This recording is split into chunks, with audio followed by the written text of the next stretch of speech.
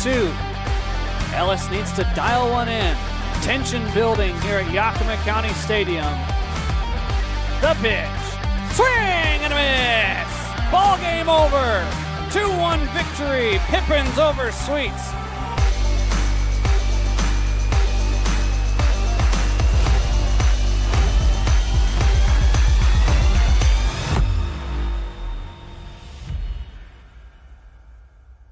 Welcome into Pippins Pregame, presented by the Washington's Lottery. I'm your voice of the Yakima Valley Pippins, Harmon Johnson. Well, last night, the Pickles picked up their 30th win overall on the season, defeating Yakima Valley 4-1. It was a closely contested game until the last couple of innings. Similar to Friday night's contest, the Pickles would get 2 runs in the top of the 7th inning. But let's take a look at all of the action from last night as part of last night's recap. On the ground to Luna, this might be 2. Going to second for 1, Hogan, the quick turn to Angulo. And just like that, 2 are down after the leadoff walk. Hitting in the 3 spot again, a ground ball to Luna. Ty Pangborn's going to get a quick first inning of work. After allowing the leadoff walk, he faces the minimum. And the Pippins bats are coming up to bat next in a scoreless game. Came in a pinch hit roll and was 0 for 1. Puts this one high off the ground. Pangborn gloves it. He throws home, but it is late. Tried to steal the out at the plate, but instead it'll be runners at the corners. Where did this ball hit on the infield? Squares to bunt does Braden Wooldridge. Ty's going to flip to first and get the only out he can. Another run crosses. It's 2-0 Portland, but there are 2 outs. Pangborn responds with a dotted fastball on the outer third. 3 strikeouts now for Ty as Soto Jr. retired for the first time. Sends a line drive back up the middle. Soto Jr. can't play the hop. And Samayoa has his second hit as a Yakima Valley Pippin. Between one pitcher to another. Soft liner out towards center. Anderson dives. He makes the catch. Dylan Anderson flashing the leather in center field. And there's 2 away. Lefty on lefty. The 1-2 with 2 aboard and 2 away. Popped up. Left side. Ranging back Luna. On the grass. Gives way to Samayoa. And it drops. A run scores. And everybody's safe. Frank needs one more strike. Not there. The throw goes down to second. The runner's going to get into a pickle, and the run will score. The 3rd out is successfully recorded, but the run is going to count. 4-0 as we go to the stretch. Varney laces one out towards left field. It's going to get down. It does not plug the gap as Wooldridge is able to cut it off. But a 1-out single brings the top of the order back up to the plate with a man aboard. The payoff pitch. Called strike 3, bottom of the zone. Castillo heads back empty-handed. And we go to the bottom of the 9th. Payoff pitch. Downstairs, and Edwards wins the long battle. Good start to the inning for Yakima Valley as they have the leadoff batter aboard. So it is possible. As Hogan sends one into left field, it's going to get down. The Pippins do break the goose egg. It's now 4-1 as the tying run steps up to the plate. That was a look at last night's action as Yakima Valley tries to salvage the series today in Game 3 of this short homestand with the Portland Pickles before taking a 6-game road trip down to Salem and Corvallis. Stick around on Pippins Pregame, presented by the Washington's Lottery. We've got Banner Bank starting lineups coming up. You're watching Pippins Pregame. Hey, your homework done? Yep.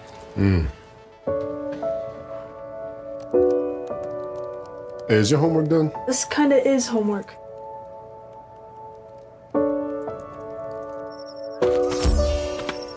So, what do you think? I'm so proud of you. Can I play some more? Is all your work done? Washington's Lottery is a proud partner in the goal to promote college and career training. Each time you play, you're helping students statewide.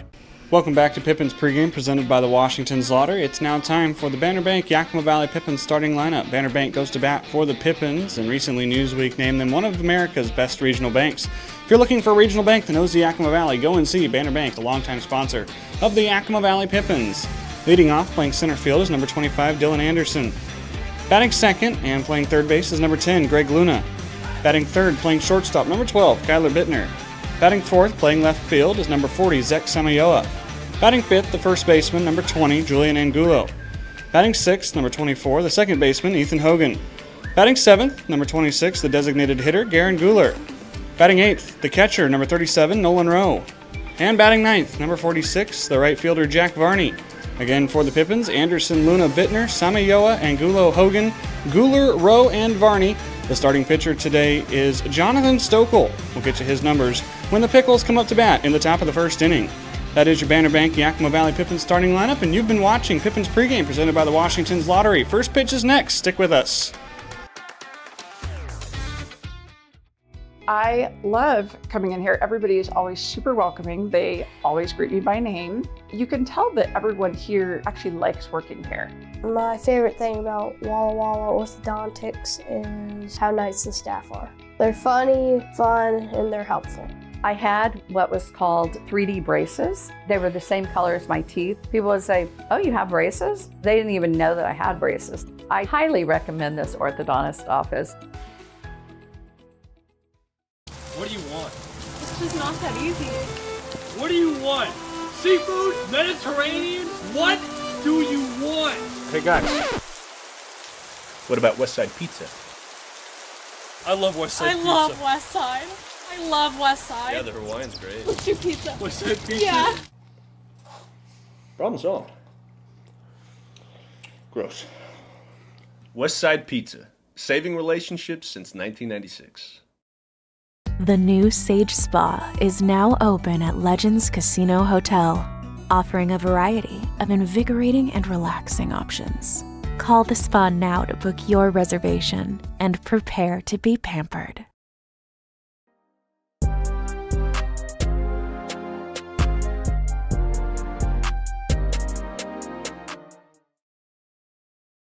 Lazy Sunday feels here at the Orchard as the Yakima Valley Pippins prepare to take on the Portland Pickles in the final game of this short 3-game homestand at the Orchard. The first home games after the All-Star break. Yakima Valley will have 6 remaining after today. So glad you're joining us here on the Pippins video stream. You see our umpires ready to go, the starters being announced.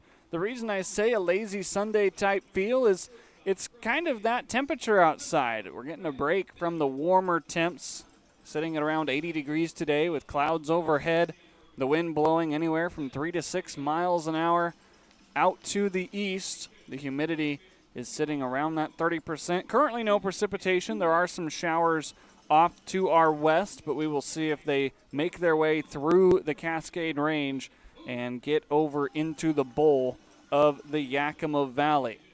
Should be a decent one here today. It was a close game both on Friday and last night. Both games decided by 3 runs, and we expect more of the same tonight as the Pickles take on the Pippins. We're going to take our break for the national anthem, and don't go anywhere. We have Game 3 between the Yakima Valley Pippins and the Portland Pickles up next here on the Pippins video stream. Save now with Bi-Mart's latest savings book. Watch for it in your mailbox. Find summer clearance savings in electronics, sporting goods, barbecue and patio, home goods, and more. Plus save $3 on Tillamook beef jerky. Find 8 mega rolls of MD bath tissue for $5.99. Dello 1-gallon diesel engine oil is just $11.99. And get Skechers hands-free Swift Fit shoes for just $49.99. Summer clearance and store-wide 3-week savings are happening now at Bi-Mart since 1955.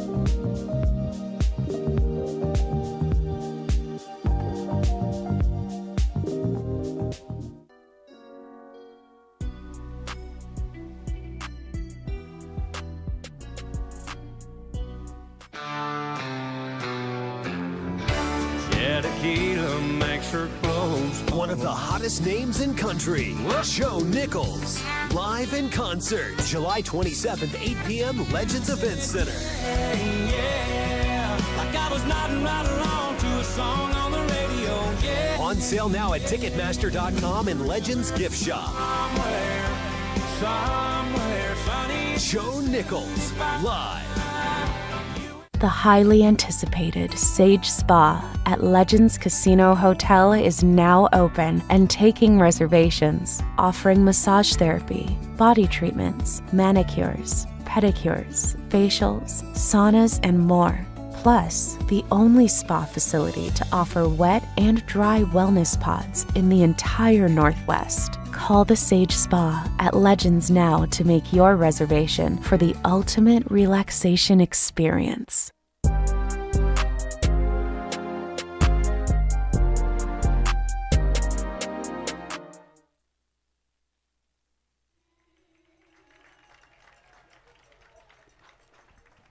About ready to go here at the Orchard. Portland is in town for the final time this season. This will be the last meeting between the Pippins and the Pickles in 2025. Taking the mound for Yakima Valley in his second start of the season will be Jonathan Stokel from St. Scholastica University up there in Minnesota. You see his numbers there. The 6.23 ERA, just a little bit elevated for him, but only 8 2/3 innings worked. 8 walks to 5 strikeouts, but in his last start down in Springfield, he looked very good.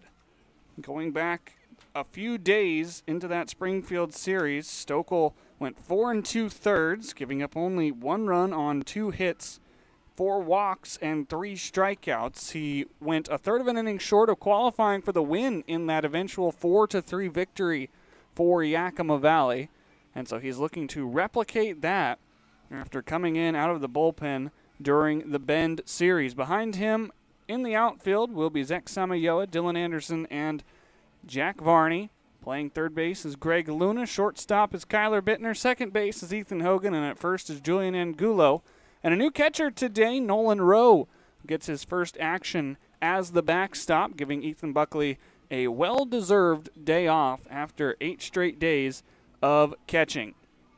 Umpiring crew tonight, as announced by the West Coast League. Well, we have a nice split screen set up for you, but Mr. Dave Canales is not behind the plate right now watching the balls and strikes. We'll show that graphic off here in just a second, though, once Mr. Canales moves into position. As the first 3 batters for Mark Magdaleno's Portland Pickles will be Petey Soto Jr., Joey Wright, and Tony Otis. Bryson Glasgow will follow, followed by Josh Schleichart, Luis Castillo, Brett Williams, Connor Stewart, and Jared Lewis. Well, there we get a chance to see the umpiring crew. Dave Canales behind the dish, and Dylan Self is in the field. Petey Soto Jr. digs in as the leadoff batter for the 3rd time in this series. Jonathan Stokel sends it home upstairs a few minutes late at 5:07 p.m. Every game in this series has progressively started earlier in the afternoon as Soto Jr. ropes one foul.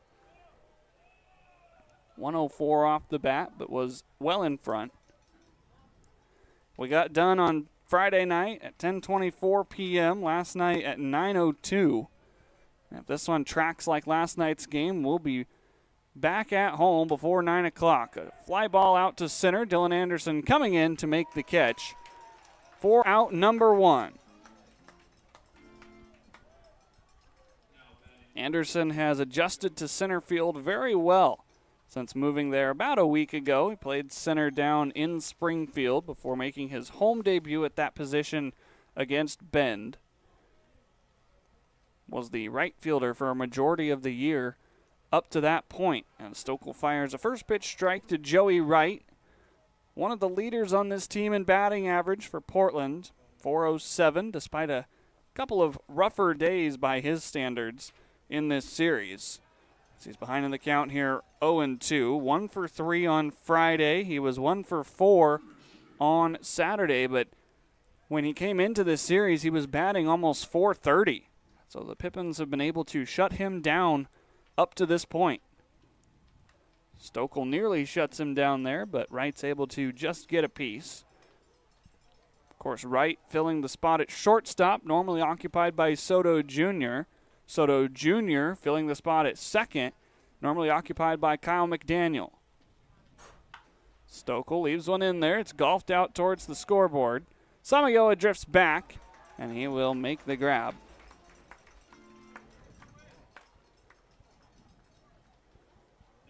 Couple of hard-hit fly balls, but routine for these Pippins outfielders. And now a fellow outfielder, Tony Otis, will stroll to the plate.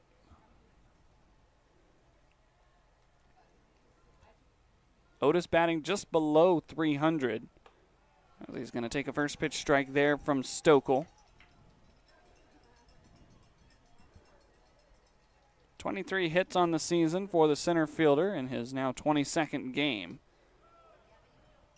Even in the count, 1-1. Otis last night was 0 for 4. Ground out, 2 flyouts, and a pop fly. He's down to his final strike. The fastball has been looking good for Jonathan to start this game. We'll also mix in some off speed. Trying to do what Ty Pangborn did yesterday and face the minimum. Not there as it bounces home. You do have Bryson Glasgow waiting on deck. Last night was 1 for 4 with a run scored. Love to see him in the second inning. Nubber off the cap. It's over Bittner and into center field for the first hit of the ball game. So here comes Bryson Glasgow with 1 aboard and 2 outs. Glasgow playing third base today as some wheels in Tony Otis are on at first. Does have 9 stolen bases on the season. We'll see if he's running aggressively in the early parts of this game. Jonathan Stokel to the stretch for the first time. Didn't affect him. Fires a first pitch strike. Stokel was joined until a couple of days ago by his St. Scholastica teammate Finley Spicer on this Pippins team, but Spicer has since departed. And so Stokel the last one from that Minnesota school.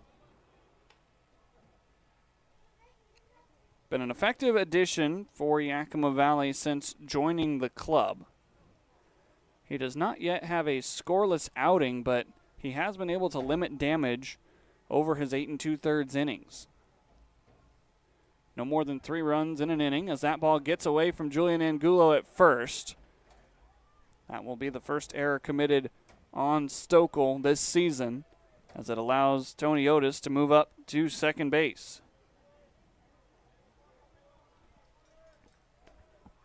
We saw a lot of pickoff attempts last night with both Dylan Smith and Ty Pangborn on the mound, and then Ryder Edwards probably doubled both of them in pickoff attempts during his 3 innings of work.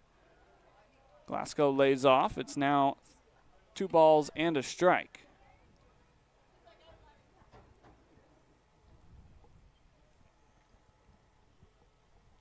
Need to get Glasgow here. Josh Schleichart waits on deck.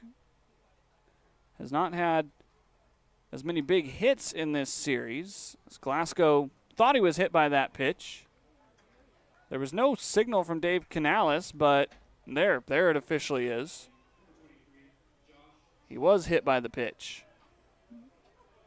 Must have just been a verbal signal. Dave Canales was not too vocal about that hit by pitch.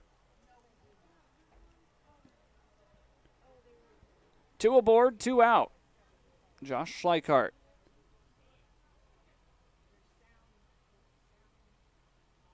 West Coast League's leader in home runs. Stokel needs a second to think about it. Has 15 on the season. So far, the Pippins pitching staff has been able to keep the ball in the yard.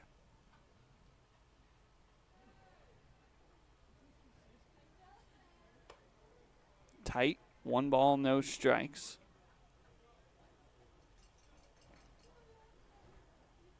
They've been able to keep the ball in the yard from Schleichart, but the guy waiting in the on-deck circle, Luis Castillo, is a different story.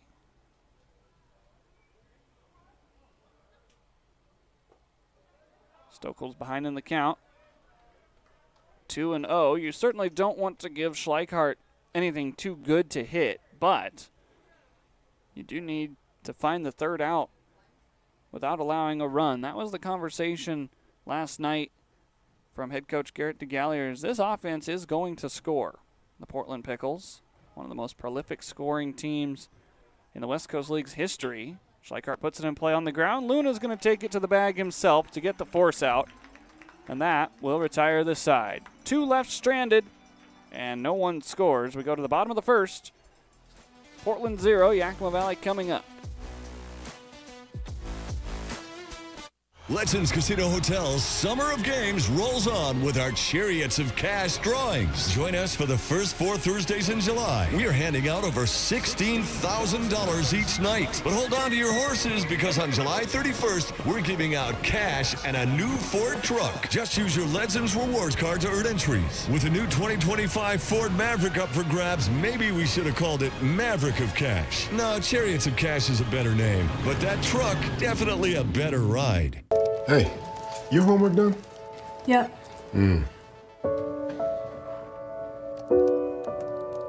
Hey, is your homework done? This kinda is homework.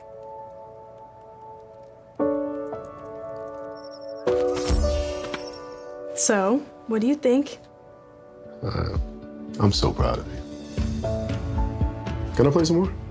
Is all your work done? Washington's Lottery is a proud partner in the goal to promote college and career training. Each time you play, you're helping students statewide. At Cascade Natural Gas, we help smart businesses cover their bases. Old, new, and in between. No matter the age of your building, they all benefit from energy-efficient choices. Cascade Natural Gas offers a long list of incentives for energy-efficient upgrades. Upgrades that save your business money every day. Become one of the many Cascade business owners benefiting from the quality, comfort, and savings of energy-efficient upgrades. Join Team Energy Efficiency and take advantage of rebates from Cascade Natural Gas.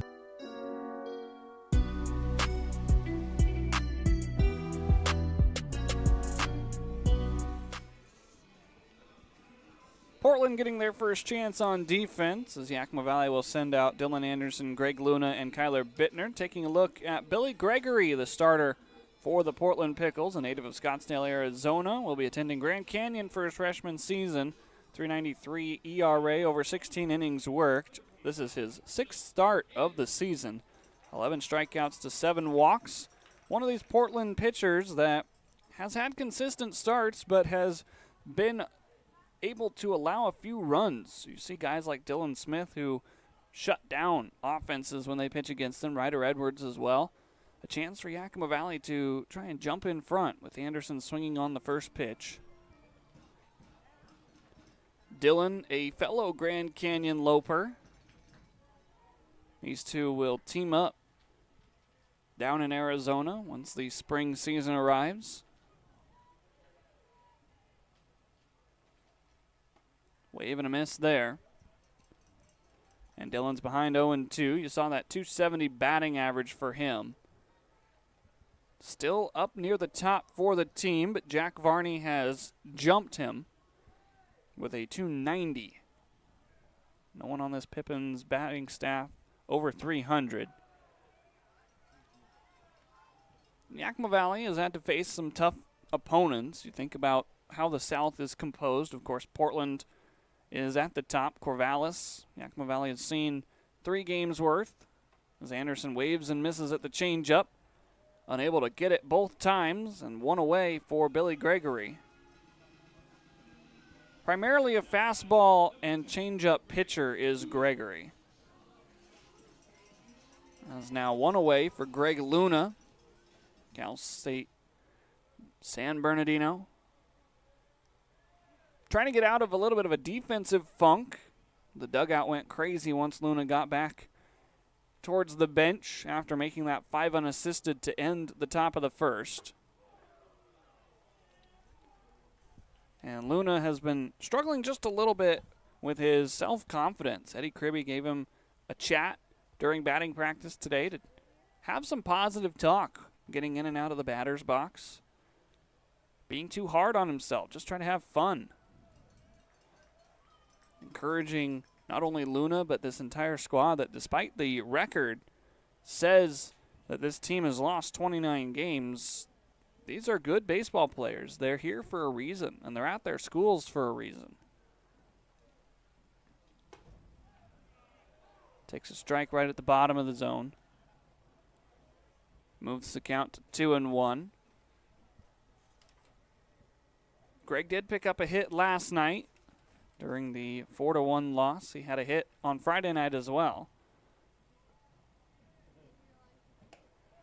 And he's ahead in the count here, 3-1. The fastball living at 91 for Gregory has not been able to locate yet.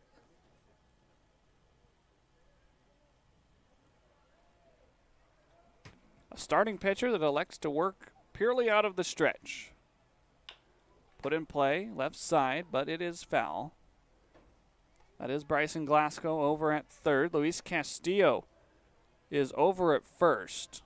A little bit of a different defensive alignment for Mark Magdaleno.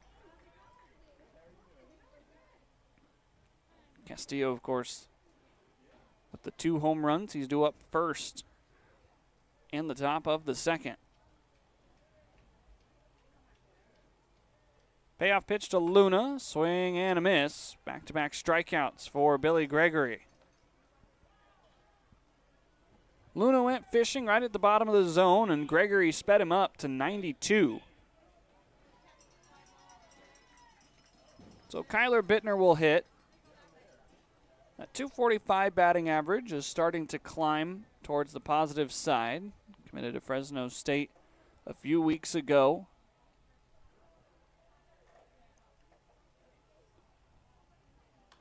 Bittner swings first pitch. Filling the spot where Gage Reeser would be. Gage is in the dugout today, but not suited up, will not play. Still recovering from an illness. But he is expected to make the road trip down to Salem and Corvallis, as Gregory is ahead in the count, 0-2. That was one of the first breaking balls we've seen from Gregory. It lives at around 80 miles an hour.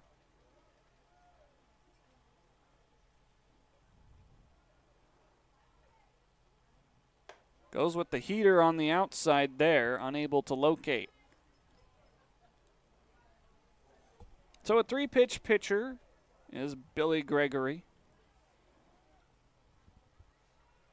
Pippins in danger of going down in order.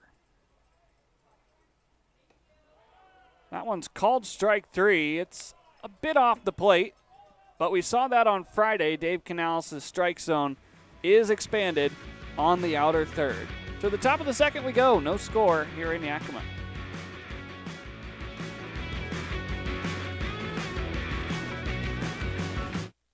I love coming in here. Everybody is always super welcoming. They always greet me by name. You can tell that everyone here actually likes working here. My favorite thing about Walla Walla Orthodontics is how nice the staff are. They're funny, fun, and they're helpful. I had what was called 3D braces. They were the same color as my teeth. People would say, "Oh, you have braces?" They didn't even know that I had braces. I highly recommend this orthodontist office. What do you want? It's just not that easy. What do you want? Seafood? Mediterranean? What do you want? Hey guys, what about Westside Pizza? I love Westside Pizza. I love West Side. I love West Side. Yeah, the Hawaiian's great. Let's do pizza. Westside Pizza? Yeah. Problem solved. Gross. Westside Pizza, saving relationships since 1996. The new Sage Spa is now open at Legends Casino Hotel, offering a variety of invigorating and relaxing options. Call the spa now to book your reservation and prepare to be pampered.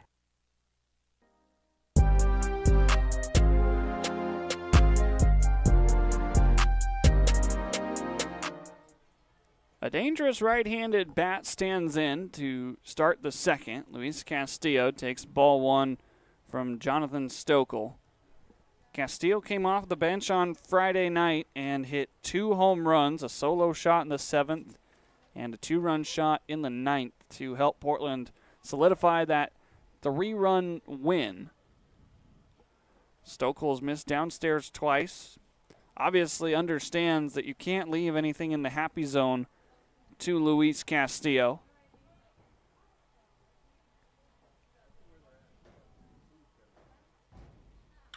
That one was in that happy zone. Chasing it back is Samayoa, and he's going to look up as it bounces off the top of the wall. Castillo thought it was gone, so he slowed up his trot. He will be held to a double. It hit right off the corner of the Tieton Cider Works sign to the left of the scoreboard. 376 feet it traveled. Stokel thought it was gone. I think Castillo thought it was gone too. But you see it bounce right there at that top corner.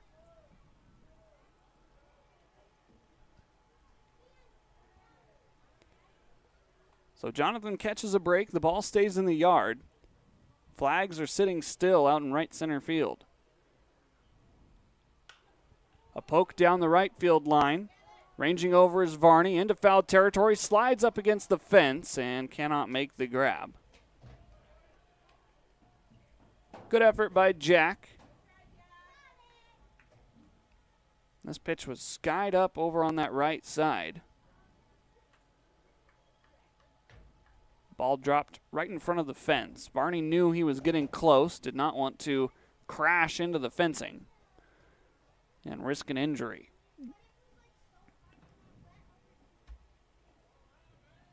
This is Brett Williams, the designated hitter in the right-handed box as he pokes another one foul. Williams, one of the 3 catchers on the lineup card today. His counterpart, Connor Stewart, waits on deck behind him. Ellie Klingman is also here today. 0-2's popped up on the left side. Luna's going to call for it, and he's going to make the catch. Kyler Bittner was right there to help out. 1 away here in the second.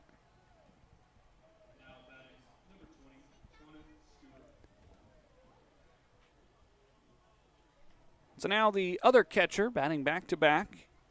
This time he is actually wearing the gear. Connor Stewart, 288 batting average.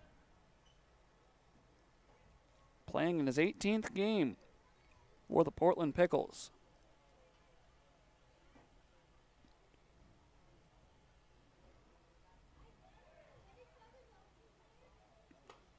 First pitch strike right at the top of the zone. Looking out to second base, Castillo does not have a stolen base. He'd be very unlikely to steal third.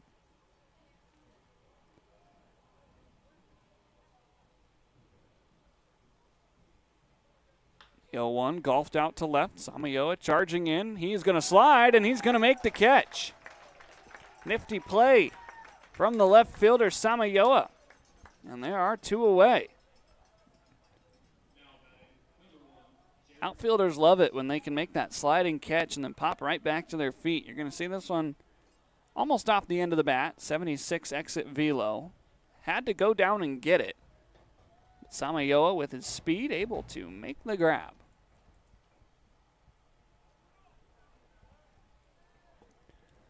And now the switch-hitting left fielder Jared Lewis stands in. Ahead in the count, 1-0. Lewis has not yet played in this series, batting .273. He's only played in 5 games for Portland. Made his debut back on June 22nd against the Bend Elks and has seen limited action. This is, in fact, his first game since July 3rd. And that July 3rd appearance was a pinch hit appearance against the Cowlitz Black Bears, with the Pickles eventually winning that game 16-0. right before the 4th of July.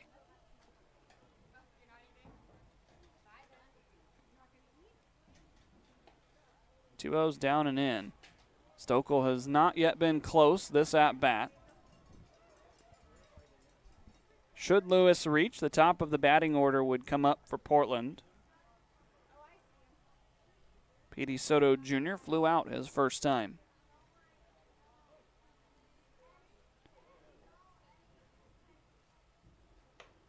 Unable to get the strike there. A 4-pitch walk to the switch-hitting left fielder.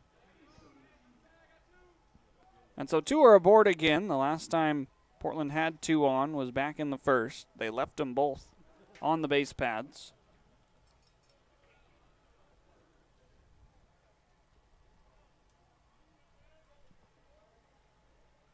Petey Soto Jr. from Utah Tech.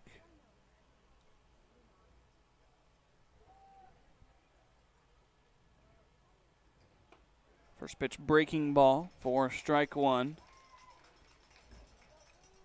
Going into his second season with the Trailblazers, was a top 6 recruit out of high school in the state of Utah.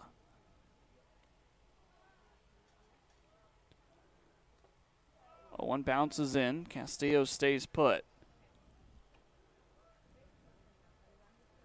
Soto Jr., one of the 5 all-star players for Portland. Of course, 3 members of the coaching staff made the trip as well, including head coach and manager Mark Magdaleno. Off the end of the bat, into shallow right. Drifting back is Ethan Hogan, and he makes the catch to retire the side. Again, 2 are left stranded on only 1 hit. To the bottom of the second, scoreless here at the Orchard.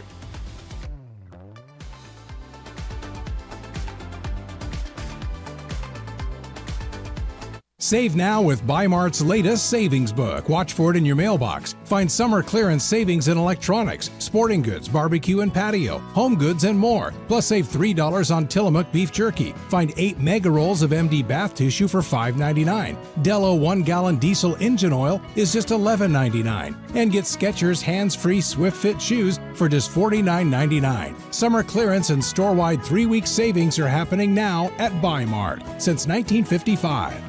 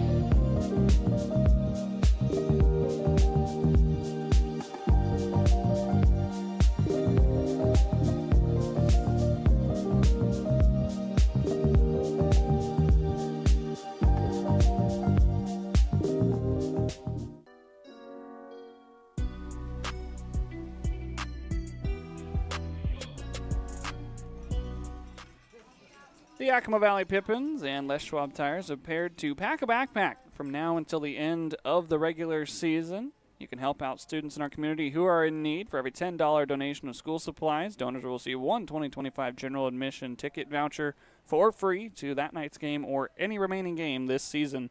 Consider helping packing a backpack and helping a local student out as Zek Samayoa looks to help out the Pippins offense, drawing the first base runner on a hit-by pitch.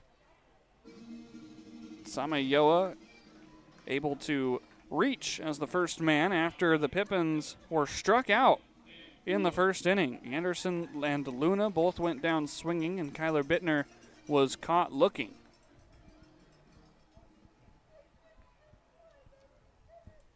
Brings up Julian Angulo,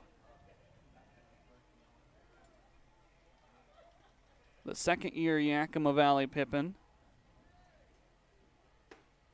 Watches the first pitch as a strike. Angulo on the season, batting .247 with 21 hits, including 1 long ball and 11 RBI.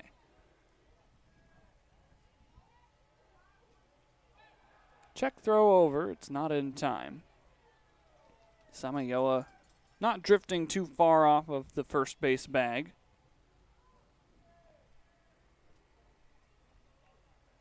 Angulo back at first base today, designated hit back on Friday. Puts it in play over on the right side. Soto Jr. to second for 1. On to first. The throw is in time. Angulo out by a half a step, and Portland turns a double play. Dylan Self punched out Julian Angulo. Slowly hit. Soto Jr. did go to get the lead runner. A good turn by Wright, able to just nab Angulo. So score at 4-6-3 as Ethan Hogan is behind in the count.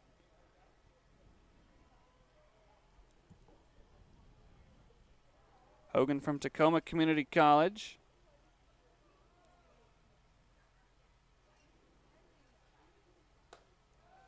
Behind even farther, it's 0-2.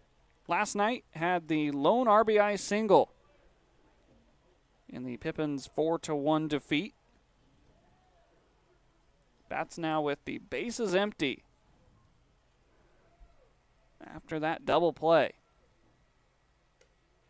Pitch upstairs.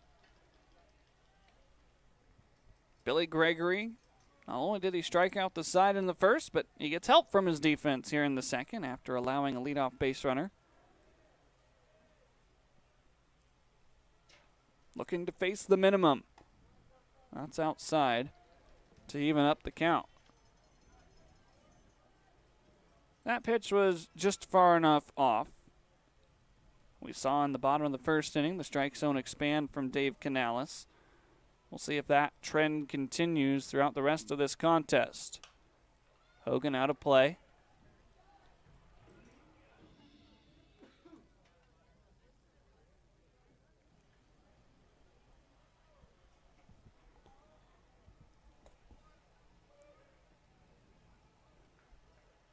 Ethan had a 4-game hitting streak going until Friday night when that was snapped. Now trying to restart after the single last night. The 2-2 out of play.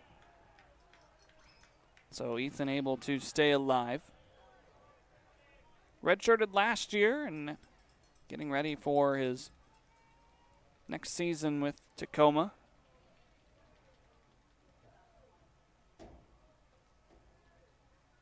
The bat has slowly caught up with the glove as the 2-2's out to Soto Jr. again. He backhands, but the strong throw is in time. Yakima Valley 6 up and 6 down as we go to the top of the third without a score.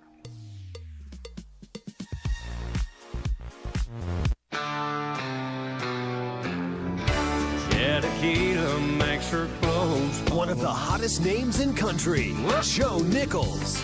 Live in concert, July 27th, 8 p.m., Legends Event Center. Yeah, like I was nodding right along to a song on the radio. Yeah. On sale now at Ticketmaster.com and Legends Gift Shop.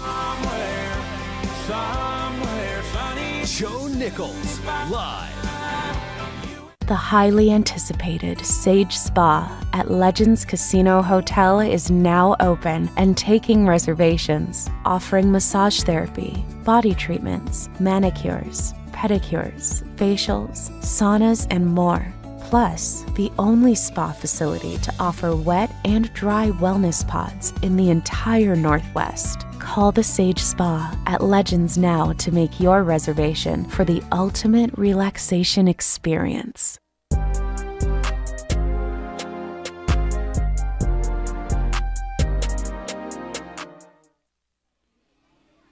Second trip through the batting order for the Portland Pickles. It's 2, 3, and 4 due up for Mark Magdaleno's squad. This is a team that picked up their 30th win of this 54-game regular season last night. Only 6 losses, 2 of them at their home ballpark in Walker Stadium, and 4 of them on the road, a couple to Walla Walla and a couple to the Marion Berries. Other than that, Portland has been perfect en route to a playoff berth once the regular season is over. Looking to defend that first title in franchise history in their 10 years they've been around.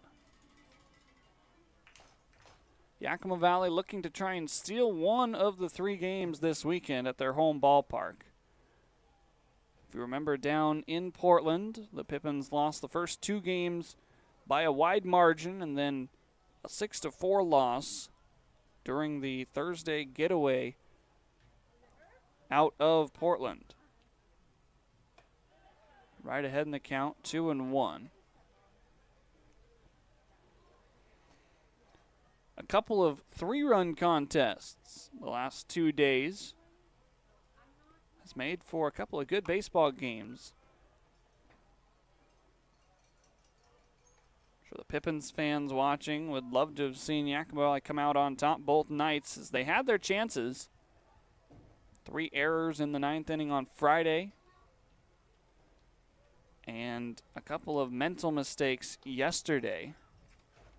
One of the messages to the team was when they were in the clubhouse, they could have been playing extra innings potentially, or even walking it off in the 9th. Payoff pitch misses outside. Stokel loses Joey Wright and puts the leadoff batter aboard.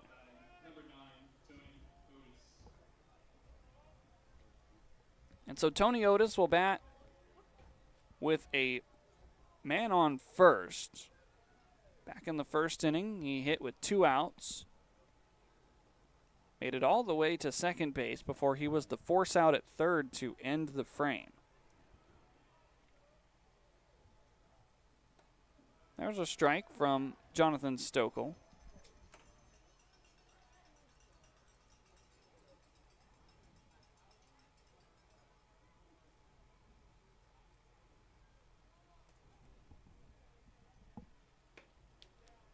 Evens it up 1-1. Stokel in his first season in summer baseball with the Yakima Valley Pippins, but will be returning to Duluth to play with the College of St. Scholastica.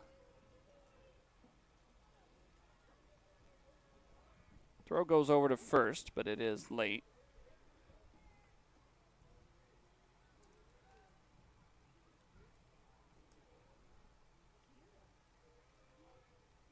Tony Otis in his second season of summer baseball, both of them with the Portland Pickles. He puts a ball in play. Luna's going to go to second for one. The turn from Hogan is late, but Yakima Valley is able to get the lead runner, and there's one down here in the third.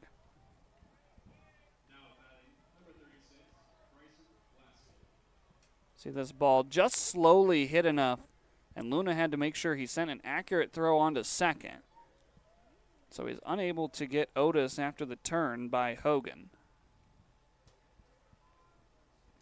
But now a double play could end the inning. Downstairs, good block by Rowe. We have not yet had a chance to see Rowe throw down, as Bryson Glasgow is the batter.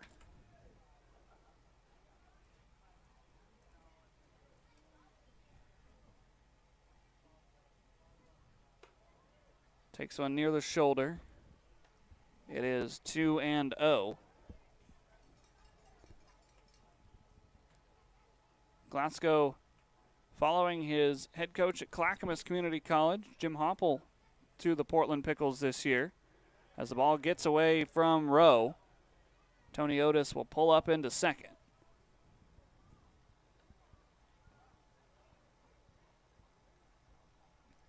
A little bit wild on the throw from John.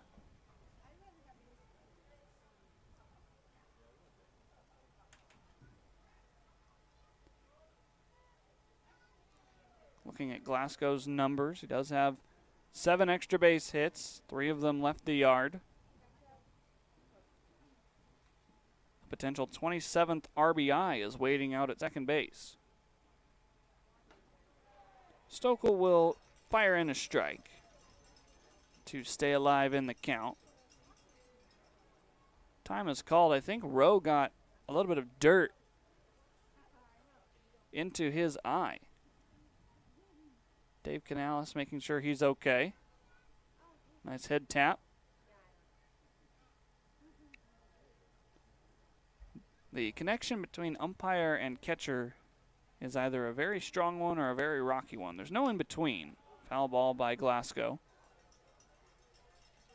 If you can develop a good rapport with the umpires that are standing behind you, you can sometimes, just by human imperfectness, steal a couple calls for your team.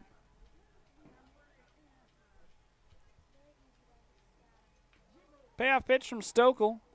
That one bounces. Rowe's able to keep it in front, and there are two aboard with only one out for Josh Schleichart.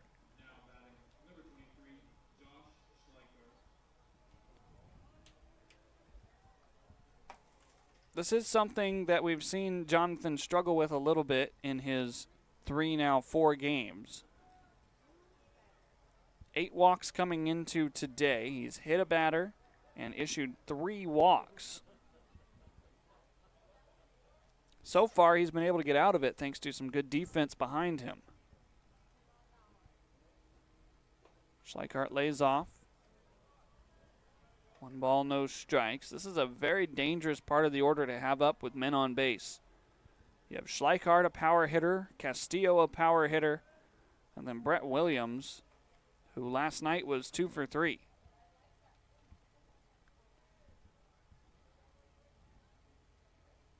A throw's going to go to second. Hogan has to leap to keep the ball on the infield.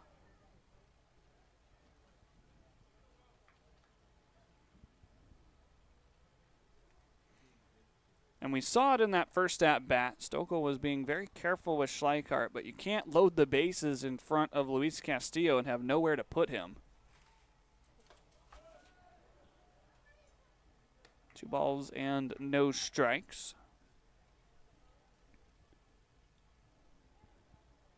Schleichart still sitting 1 home run shy of the West Coast League record and 4 RBI shy of tying the West Coast League single season record.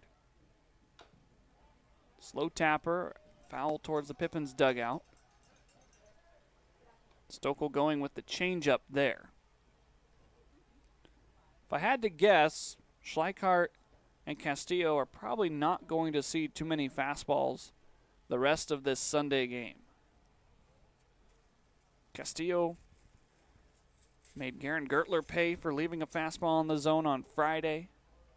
The runners are going to take off, but Schleichart is going to get dinged by the pitch. And so the bases will be loaded ahead of Luis Castillo. That's going to prompt a visit from Nolan Rowe out to Jonathan Stokel.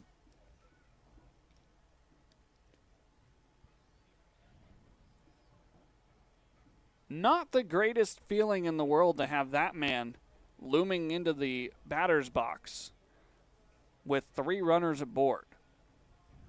This game could turn into a little bit more of a disappointing start in a hurry.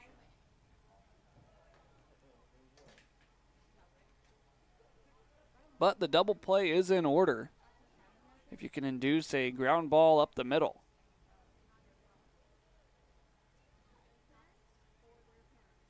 Swinging first pitch. Instead, it's a pop-up out to right. Varney's going to come in shallow. Otis is going to try and tag. The throw is up the line. And so it is a run-scoring play. A sacrifice fly brings home Tony Otis. But there are 2 outs, and the situation feels a little bit less stressful.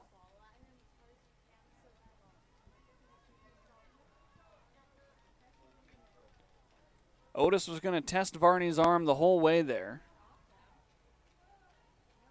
As we take a look at the hit by pitch against Schleichart.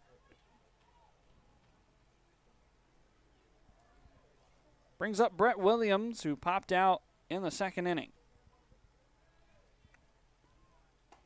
Takes a first pitch strike there. The 2 trail runners were unable to advance. And so Glasgow still stands at second. Schleichhardt is at first.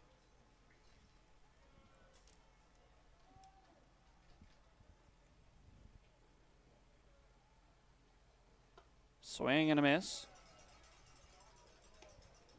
Glasgow is getting a huge lead out at second, but ultimately that doesn't matter because Stokel is a pitch away from getting out of the side. Slight breeze picking up, blowing out to right. The 0-2 pitch. On the ground, Luna dives. He makes a good stop. He drops the baseball. He's going to scramble back to the bag, and everybody is safe. Almost a SportsCenter top 10 highlight by Greg Luna, but he dropped the baseball on the way to the force out at third.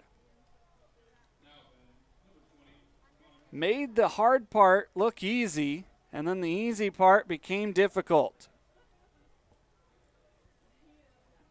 Second error on Yakima Valley.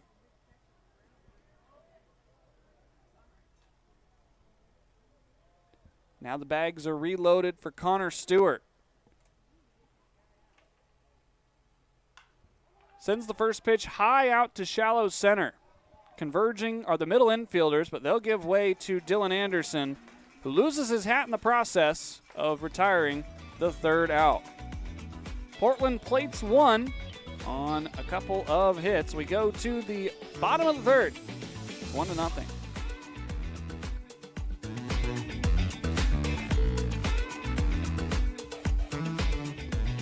Legends Casino Hotel's Summer of Games rolls on with our Chariots of Cash drawings. Join us for the first 4 Thursdays in July. We are handing out over $16,000 each night. But hold on to your horses because on July 31st, we're giving out cash and a new Ford truck. Just use your Legends Rewards card to earn entries. With the new 2025 Ford Maverick up for grabs, maybe we should have called it Maverick of Cash. No, Chariots of Cash is a better name, but that truck, definitely a better ride.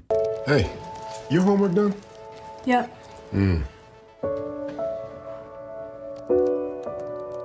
Hey, is your homework done? This kind of is homework.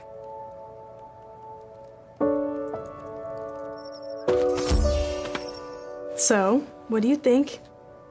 I'm so proud of you. Can I play some more?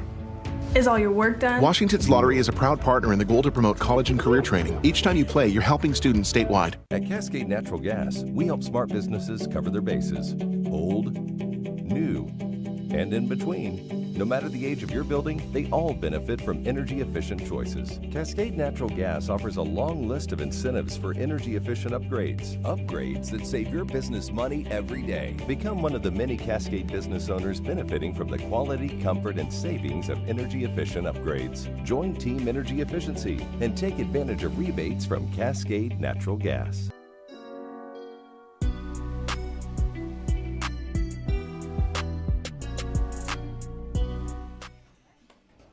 The bottom third of the Yakima Valley order will be due up here in the bottom of the third inning. Garrett Guler, Nolan Rowe, and Jack Varney looking to get a couple of runners on against Billy Gregory. Guler will dig in first. No hits yet on the season for him. This is his second game after pinch hitting on Friday. Was starter yesterday as the designated hitter. That's where he is today.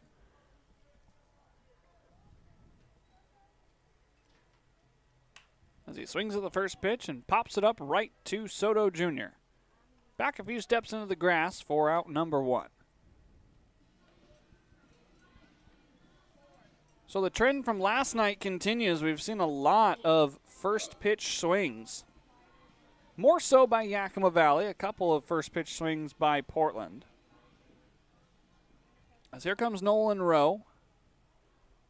He also got a pinch hit appearance as his first chance. That was last night in the 9th inning where he flew out in foul territory.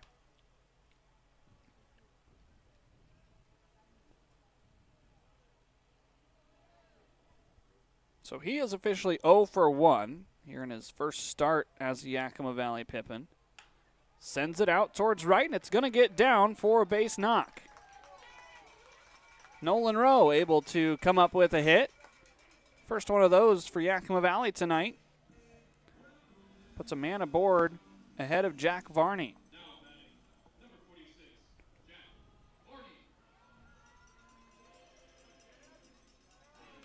Varney batting in the bottom of the order yet again. Not because he's not a good hitter. He is, in fact, batting .290 through 11 games. Varney's down there acting almost like a second leadoff hitter for Yakima Valley.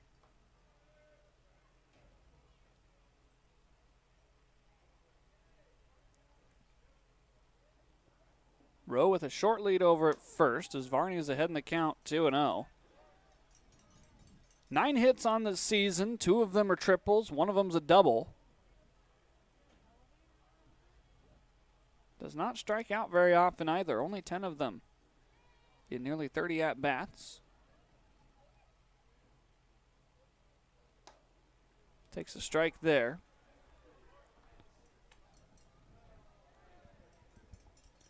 Varney in his game where he got his first hit, it was a triple, so he certainly has that power.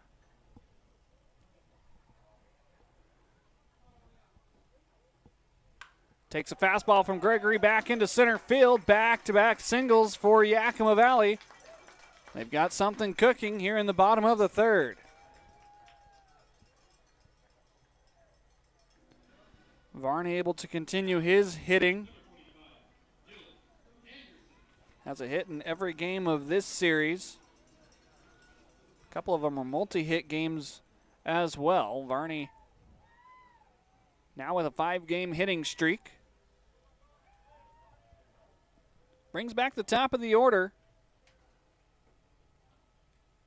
Dylan Anderson fooled again on the changeup. That's what got him in the first inning.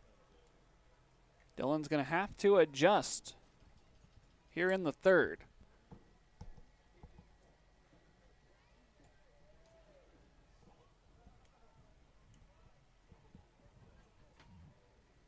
Got a fastball and was late.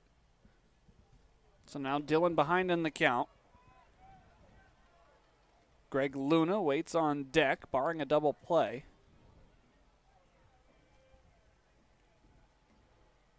Pippins have hit into one of those tonight. Put in play, left side. This one will get out of play though. Bounces around up near the 3 Pippineers. And while we're on that shot, I have to give a shout out. That man there in the middle, that young man, no, not in the pink, in the gray. Right there.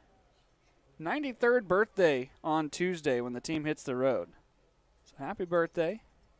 Longtime fans of the Yakima Valley Pippins, as now Rowe's going to get caught in a rundown. He's going to be tagged out on his way to second base, and 2 are away. Falling asleep on the base pads is the new catcher.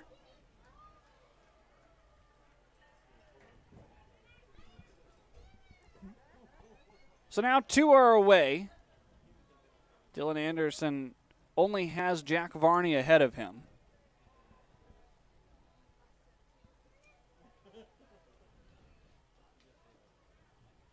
And he's behind in the count 0-2.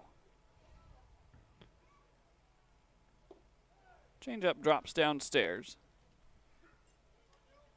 Dylan able to see another pitch.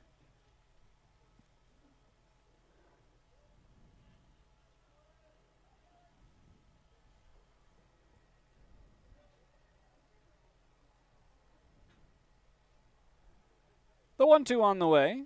Swing and a miss. Unable to catch up with the fastball. Anderson down for the second time today on strikes. 4 punch-outs for Billy Gregory as we're through 3. To the top of the 4th we go. Portland leads it 1-0.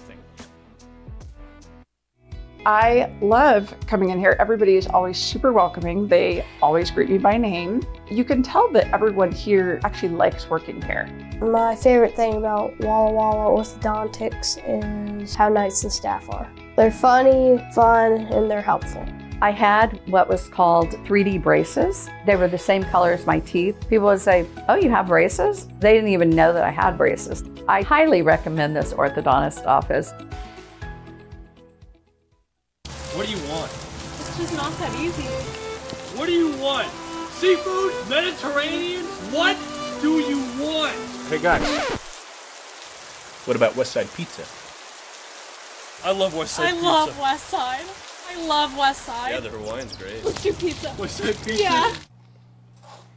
Problem solved. Gross. West Side Pizza, saving relationships since 1996.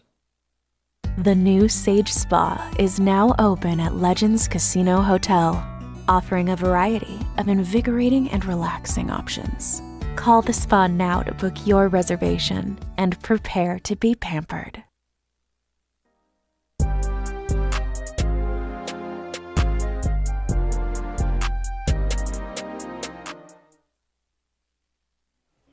Jared Lewis, and then the top of the Portland order due up to hit here in the fourth inning. Lewis, the switch-hitting left fielder, walked in his first plate appearance. Let's take a look around the rest of the West Coast League, as there are some games already final, a few being played currently. Edmonton was hosting Kamloops today at a very early start, 11 local time, which is mountain time, which means 10 o'clock here on the Pacific Coast. They beat Kamloops 18-3 up there at Remax Field. Another huge crowd was in attendance, announced of 4,823.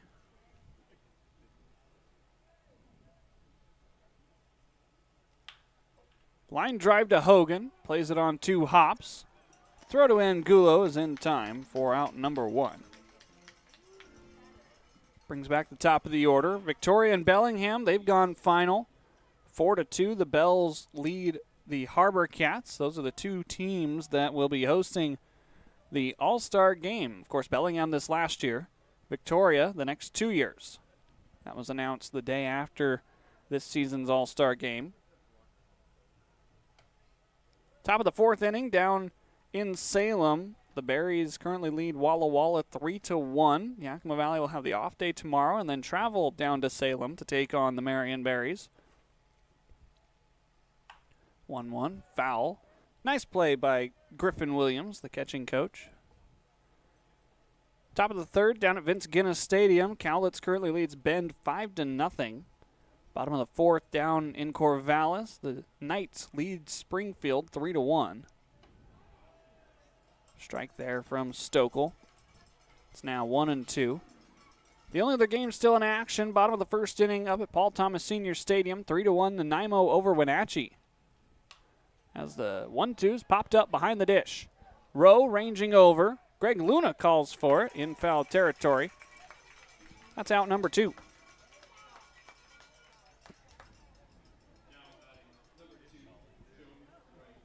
Brings up Joey Wright. There's one other game left on the schedule tonight. Port Angeles is visiting the Kelowna Falcons.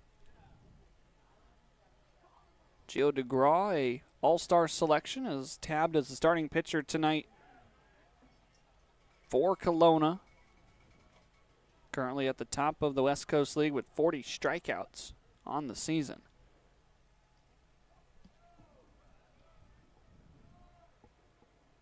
Oh, driven out towards the left center field gap. Samayoa chasing it over, actually backhanded by Anderson. A strong throw in, the tag applied, not in time. A bang play at second base.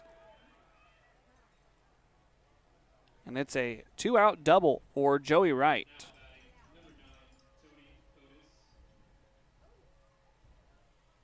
That was a lot closer than I think Joey Wright thought it was going to be. He was sliding in the whole way, though. Dave Canales needs a new supply of baseballs. So Wright with his first hit today after going 1 for 4 yesterday and 1 for 3 back on Friday. Brings up Tony Otis, who's been on twice today. So far he has plated the only run for Portland.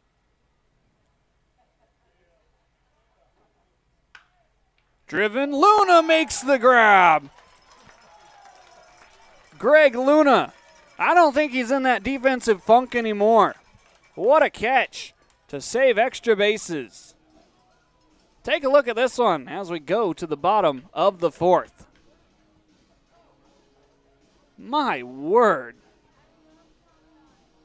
Greg Luna. Here we go. Pippins on offense next. Save now with Bi-Mart's latest savings book. Watch for it in your mailbox. Find summer clearance savings in electronics, sporting goods, barbecue and patio, home goods, and more. Plus, save $3 on Tillamook beef jerky. Find 8 mega rolls of MD bath tissue for $5.99. Dello 1-gallon diesel engine oil is just $11.99. And get Skechers hands-free Swift Fit shoes for just $49.99. Summer clearance and store-wide 3-week savings are happening now at Bi-Mart since 1955.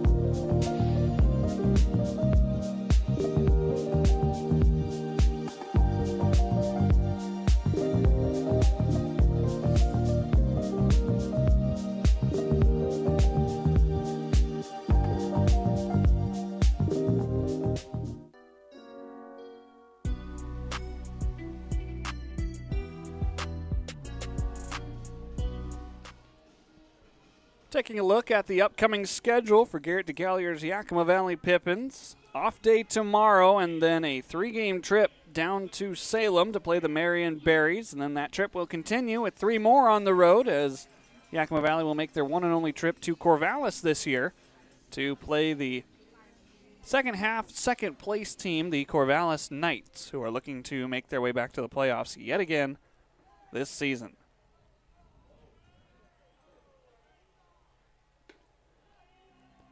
So, of course, Greg Luna makes the amazing catch in the top half of the fourth, and he gets to lead it off here in the bottom of the fourth.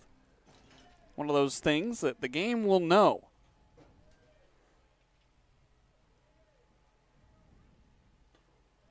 Even in the count here, 1-1. Luna's had a little bit of an up and down day within itself. An error, a couple of diving stops. Couple of routine plays.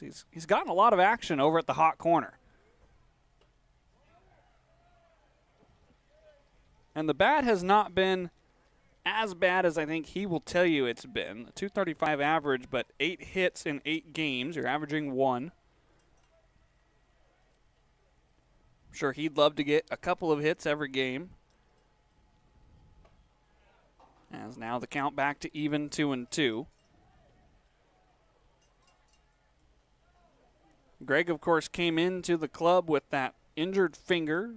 Just had to fight his way back.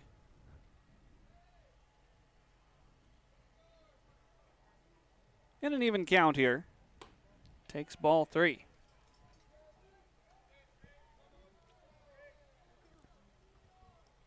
Gregory so far today has only faced 1 extra hitter. Struck out 4. He's gotten a double play behind him. And he's also picked off a runner at second. Luna stays alive, puts this one over our heads. So we stay at 3 balls and 2 strikes. I'm still waiting for a foul ball to come right back over the screen into my booth. I know it's possible because there have been instances where foul balls have come back and almost hit our video equipment.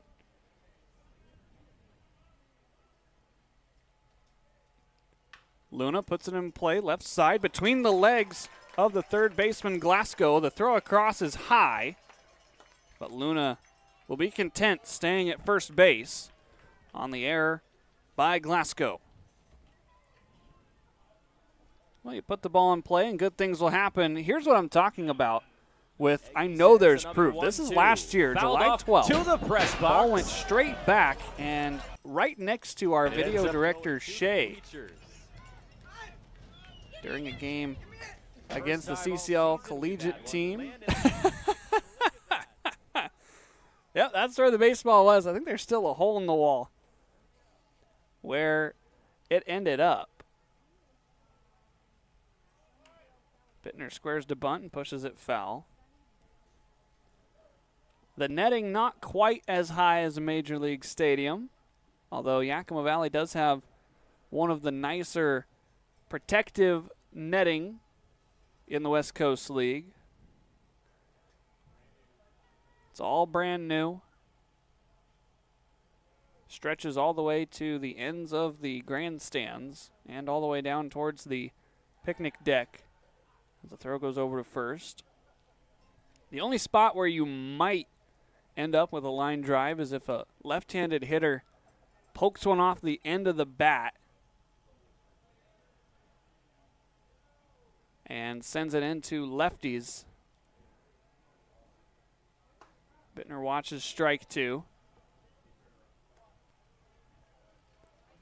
Now see, Shay's telling me, yep, there's the hole right there. Almost more than a year old now.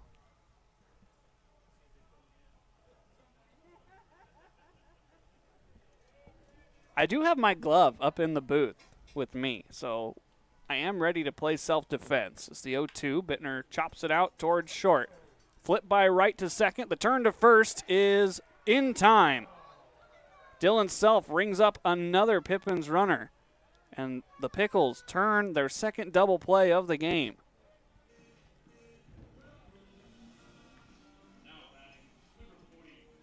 Bittner runs a lot better than Julian Angulo does. It was an 85-mile-an-hour dribbler. Just a short toss, and of course the strong arm of Petey Soto Jr. helped that double play come to fruition.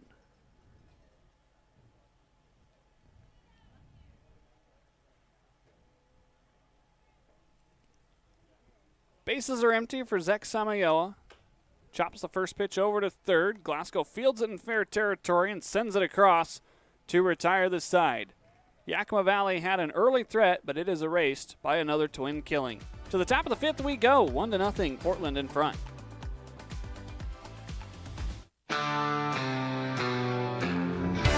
Yeah, tequila makes her clothes. One of the hottest names in country, Joe Nichols. Live in concert, July 27th, 8 p.m., Legends Events Center. Yeah, like I was nodding right along to a song on the radio. Yeah. On sale now at Ticketmaster.com and Legends Gift Shop. Somewhere sunny. Joe Nichols, live. The highly anticipated Sage Spa at Legends Casino Hotel is now open and taking reservations, offering massage therapy, body treatments, manicures, pedicures, facials, saunas, and more. Plus, the only spa facility to offer wet and dry wellness pods in the entire Northwest. Call the Sage Spa at Legends now to make your reservation for the ultimate relaxation experience.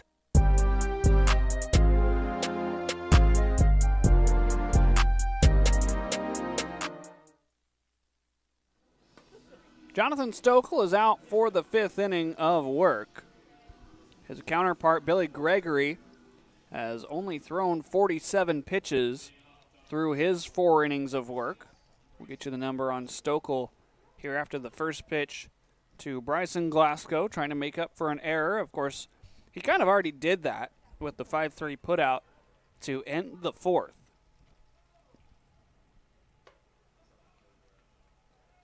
Stokel misses upstairs. Did get a quicker inning there in the fourth, only allowing the double to Joey Wright. Stokel sitting as this pitch will be number 70. It's downstairs for ball 2. There were a few bodies down in the Yakima Valley pen when Stokel was in that trouble in the third. But it looks like this fifth inning is his to navigate. In a one-run ball game, the Pickles lead it. Stokel certainly still looks good. The fastball still has life. If there's one thing I'm sure he's kicking himself about, it's the 4 walks today. As now he's behind in the count 3-1, in danger of issuing another one.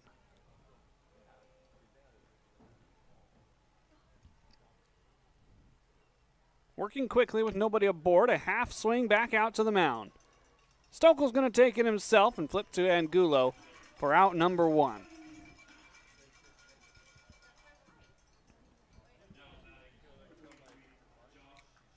Able to avoid the walk there. Now Josh Schleichart, who's been on twice without the benefit of a hit, gets to stand in. He did put the ball in play in the first inning. He was one of the 2 runners left stranded on the 5 unassisted by Greg Luna.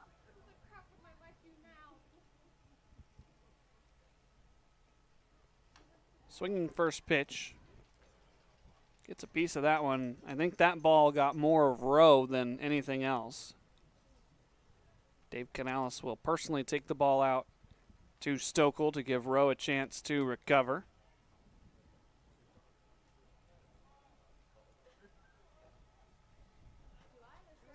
First start behind the dish for Nolan. 0-1 is towered over on the left side.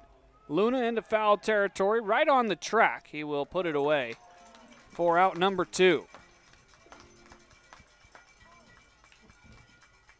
So the adventurous day for Greg Luna continues. A couple of pop-outs in foul territory. Of course, the line drive caught to end the 4th, and the error in the 3rd. Not out of the woods yet. Luis Castillo stands in and takes the first pitch downstairs.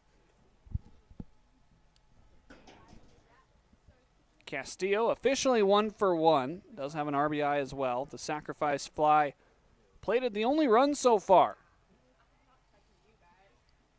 As he puts it in play out to short. Bittner's going to come up with it. Slowly chugging down to first is Castillo. He's out by 2 steps. Halfway home here at the Orchard. 6:15 on your Sunday afternoon. 1-0 Portland over the Pippins.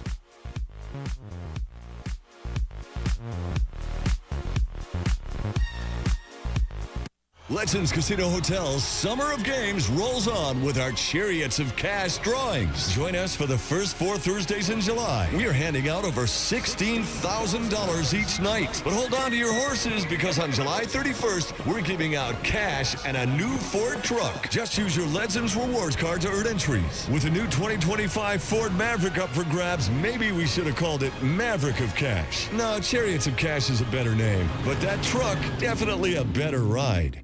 Hey, your homework done? Yep. Hey, is your homework done? This kind of is homework.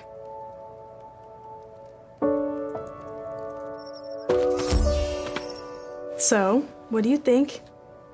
I'm so proud of you. Can I play some more? Is all your work done? Washington's Lottery is a proud partner in the goal to promote college and career training. Each time you play, you're helping students statewide. At Cascade Natural Gas, we help smart businesses cover their bases. Old, new, and in between. No matter the age of your building, they all benefit from energy-efficient choices. Cascade Natural Gas offers a long list of incentives for energy-efficient upgrades. Upgrades that save your business money every day. Become one of the many Cascade business owners benefiting from the quality, comfort, and savings of energy-efficient upgrades. Join Team Energy Efficiency and take advantage of rebates from Cascade Natural Gas.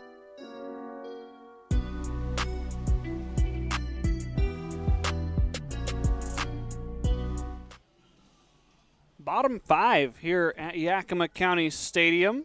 Julian Angulo leads it off for the Pippins. It'll be Angulo, Hogan, and Garen Guler here in the bottom of the 5th. Julian walking up to a little bit of some festive music.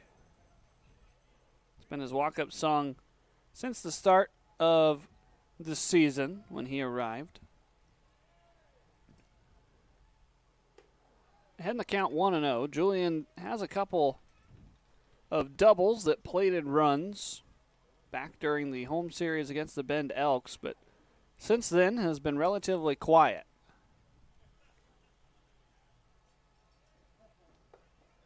Gregory misses down and in for ball 2. So now Billy Gregory over the 50 pitch mark, or he's approaching there. He has 48 currently, now 49. We saw this yesterday with Dylan Smith, able to efficiently get through 5 as pitch number 50 is skied out towards shallow right.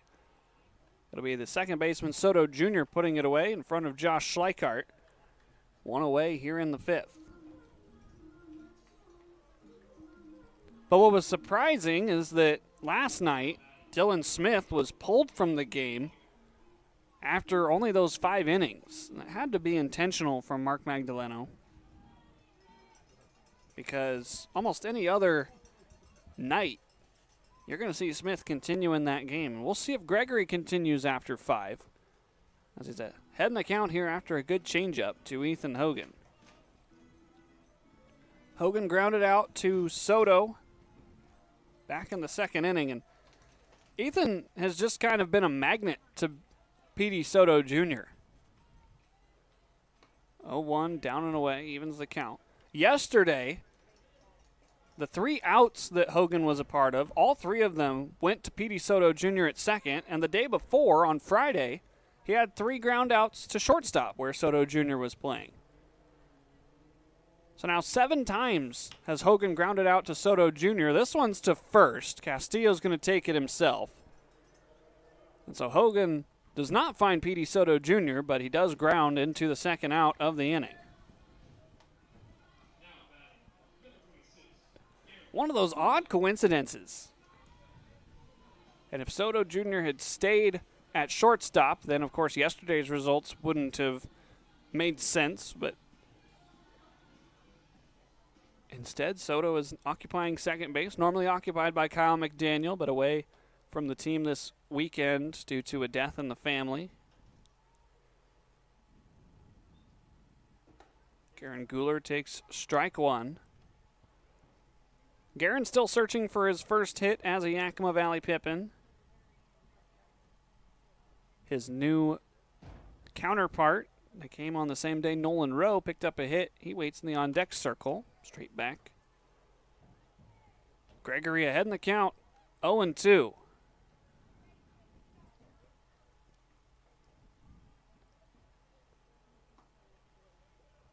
Billy's been working quickly for Portland. It's played into the tempo of this game. 0-2, foul tip. That one got a piece of Stewart. He says he's okay. Dave Canales didn't completely walk out to the pitcher's mound. So now both catchers have received a foul ball to the midsection.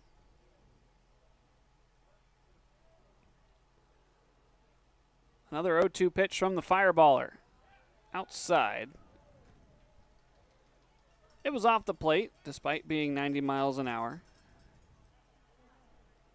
Gregory stands clear over on that third base side of the rubber as a right-handed hurler. Makes the outside action work that much better. Gets him with a changeup downstairs, the tag applied by Stewart, and the Pippins go quietly in the 5th. To the 6th inning we go. Portland leads at 1-0.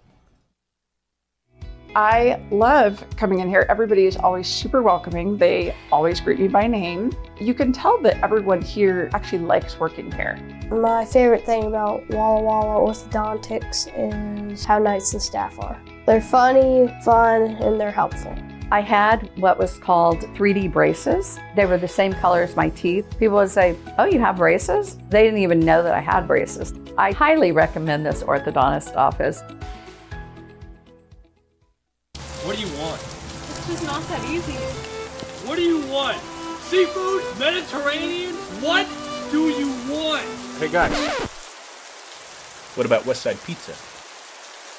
I love West Side Pizza. I love West Side. I love West Side. Yeah, the Hawaiian's great. Let's do pizza. West Side Pizza? Yeah. Problem solved. Gross. West Side Pizza, saving relationships since 1996. The new Sage Spa is now open at Legends Casino Hotel, offering a variety of invigorating and relaxing options. Call the spa now to book your reservation and prepare to be pampered.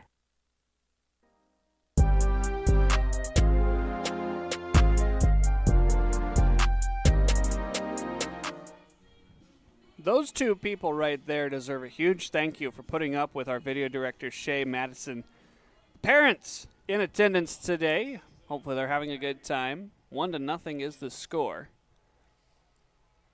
I know I was very appreciative when my grandparents made the trip out. Shay, of course, a little bit closer than most of my family back in Nebraska.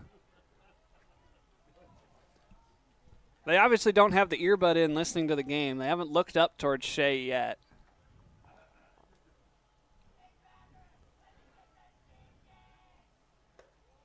Still Jonathan Stokel out there for the 6th inning of work. He's facing the bottom third of the Portland order. This is his longest outing of the season. Trying to eat up some innings for a Pippins bullpen that has been taxed just a little bit. Last night only using 2 arms out of the pen. The night before they used 4. Of course, some departures. Michael Getzinger no longer with the team. Evan Ellis down this weekend with an injury. High shot out towards the left center field gap. Ranging back is Anderson and Samayoa. He's going to make the basket catch, crashing into the wall for out number 1. Good range in left field for Samayoa. Able to track down just about anything.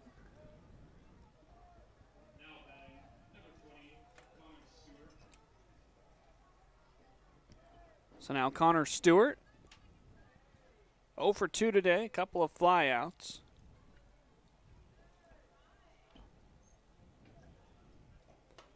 Stokel ahead in the count. You'd love to see Jonathan get a quicker inning here and potentially go out to start the 7th. Of course, Yakima Valley, as long as this game is close, is going to try and throw its plus arms.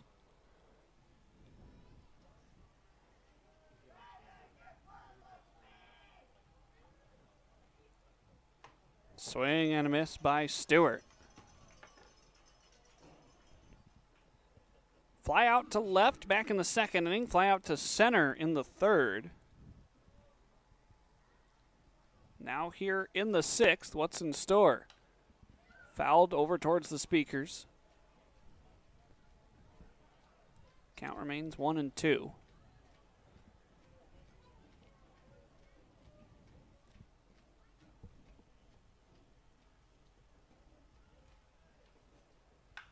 This ball is corked out towards left field. Samayoa going back. He's at the track. It's off the top of the wall, and it crashes around back into left field.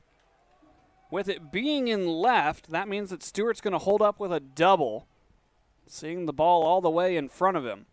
And it's a 1-out hit for the Portland Pickles.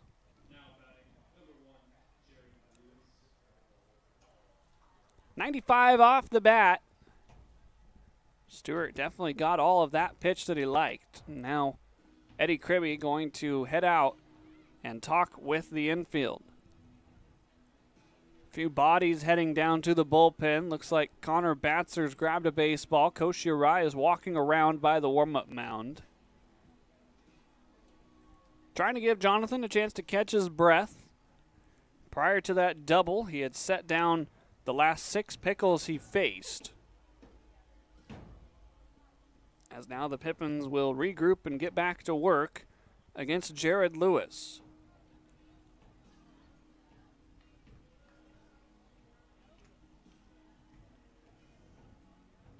Lewis on the day is 0 for 1 as Jonathan peers back in for the sign.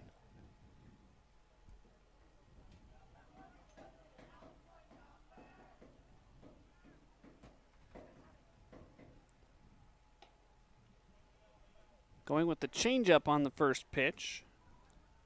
Stokel misses outside.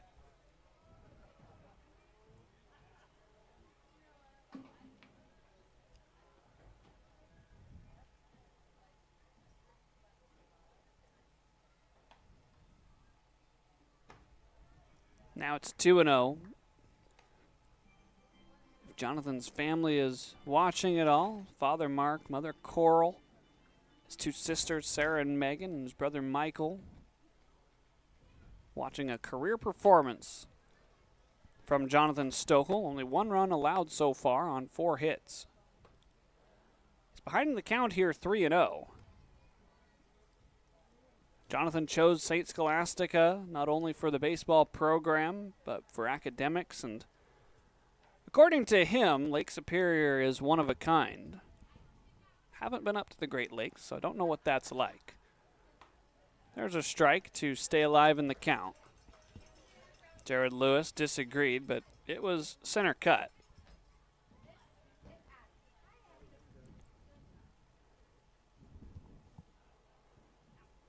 See what Jonathan can do here on 3-1. Misses inside.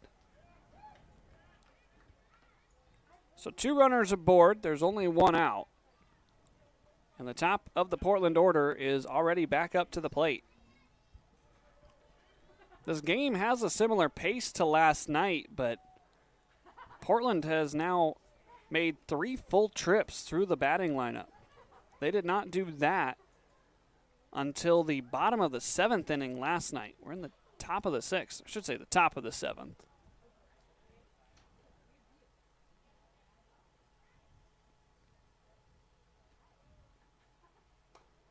Stokel starts us out with a fastball to Petey Soto Jr. The batting average continuing to dwindle.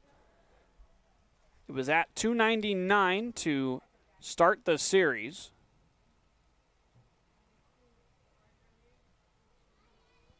Down to .282 coming into today. He's 0 for 3. Stokel's pitch count continues to climb, now at 92. Connor Batzer starting to warm up quickly. So it looks like Jonathan's starting to run out of gas.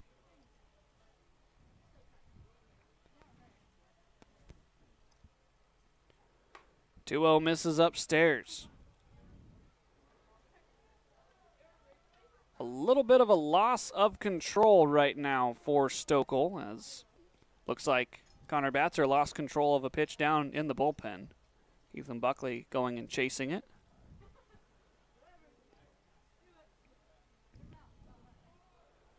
A base is open, but it is third, so a walk would load them up. Got a strike to stay alive.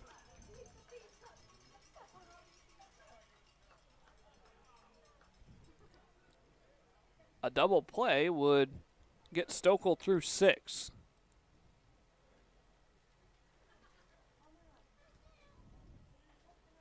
(3-1) pitch. Outside, ball 4. The wide zone of Dave Canales shrinks a little bit, and so the bases will be loaded.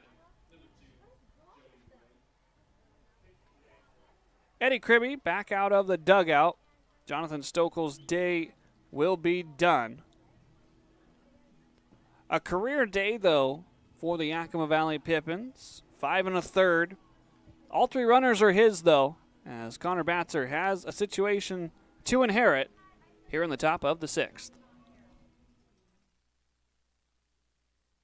Save now with Bi-Mart's latest savings book. Watch for it in your mailbox. Find summer clearance savings in electronics, sporting goods, barbecue and patio, home goods, and more. Plus save $3 on Tillamook beef jerky. Find 8 mega rolls of MD bath tissue for $5.99. Dello 1-gallon diesel engine oil is just $11.99. And get Skechers hands-free Swift Fit shoes for just $49.99. Summer clearance and store-wide 3-week savings are happening now at Bi-Mart since 1955.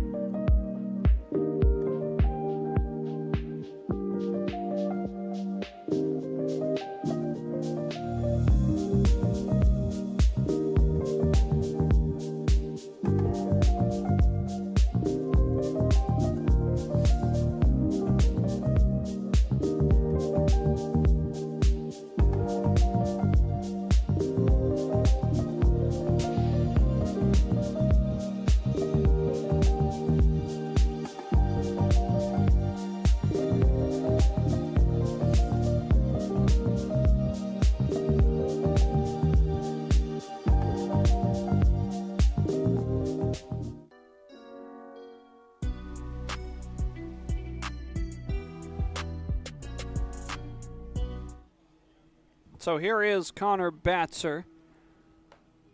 4th appearance out of the bullpen for him. 5 2/3 innings worked. 2 strikeouts to 4 walks, 11 hits given up. His debut at the Pippins was in Walla Walla, went 3 innings, only giving up 1 run. And then down in Springfield, gave up 5 runs over 2 innings pitched, taking the loss in his lone start of the season, giving up 5 hits and walking 3. And so Connor inherits a doozy of a situation, bases loaded. All 3 runners belong to Jonathan Stokel.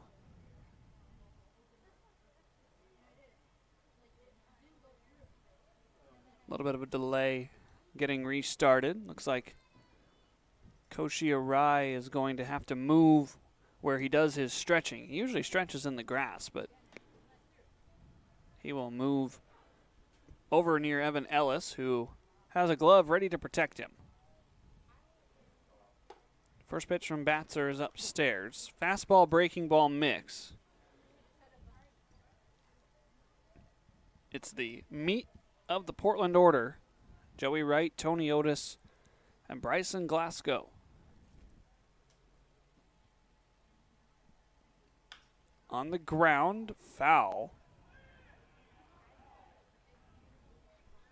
Just to the left of that chalk. And there's the reason why Evan Ellis was over there to protect Koshi Arai.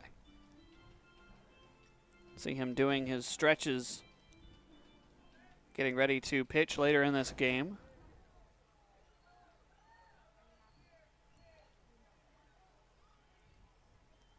Counts even at 1 apiece. Batzer nearly hits the batter right. So Stokel goes 5 1/3, gives up the 4 hits, only 1 run to this point, but the 3 runners on the base paths are his responsibility. No strikeouts for Jonathan, as it's corked through the left side. 1 run will score, the stop sign thrown up, everybody moves 90 feet. An RBI single by Joey Wright makes this game 2-0.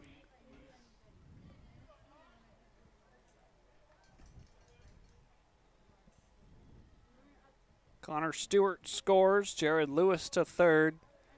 Soto Jr. to 2nd.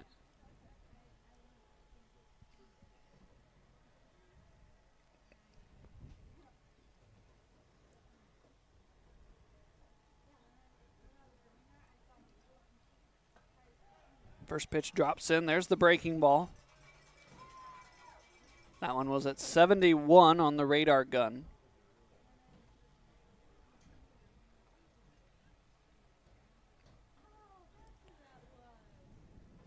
So now Stokel's given up 2 runs. Still has 2 on the base pads.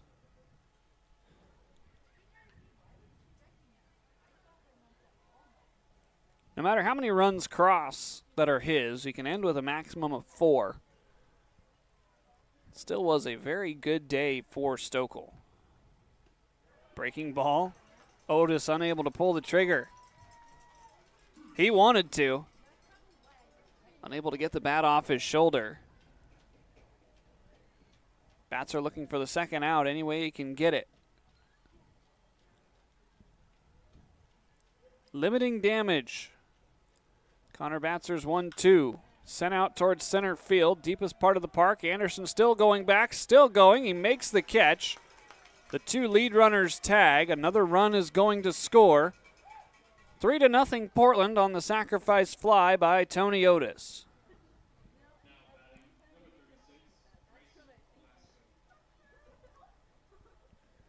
That was Jared Lewis crossing the plate. Soto Jr. advancing to 3rd. Now it's runners at the corners for Bryson Glasgow.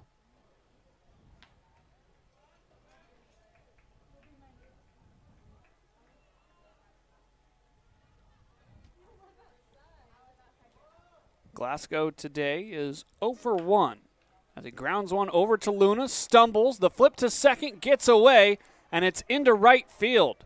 A 4th run is across. That was on the ground ball. But then an error by Luna advances Joey Wright on to third. That'll be one that Luna will probably look at tonight and say he should have just put it in his pocket and prevent another 90 feet for a potential fifth run.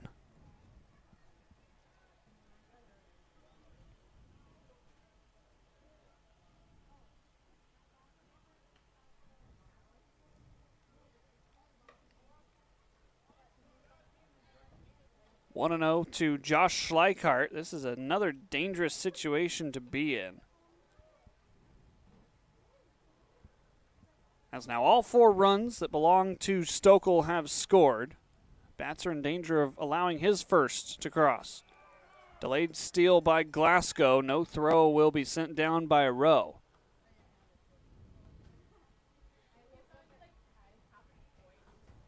And so 2 are in scoring position.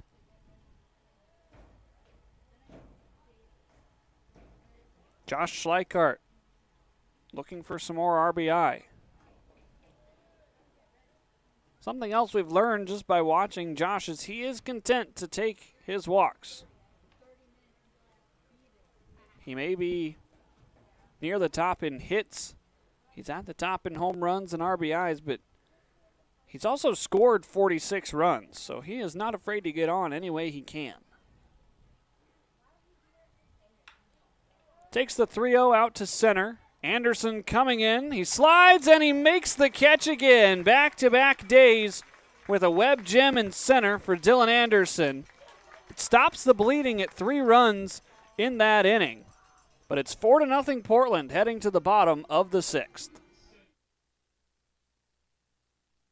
Legends Casino Hotel's Summer of Games rolls on with our Chariots of Cash drawings. Join us for the first 4 Thursdays in July. We are handing out over $16,000 each night. But hold on to your horses because on July 31st, we're giving out cash and a new Ford truck. Just use your Legends Rewards card to earn entries. With the new 2025 Ford Maverick up for grabs, maybe we should have called it Maverick of Cash. No, Chariots of Cash is a better name, but that truck, definitely a better ride. Hey, your homework done? Yep.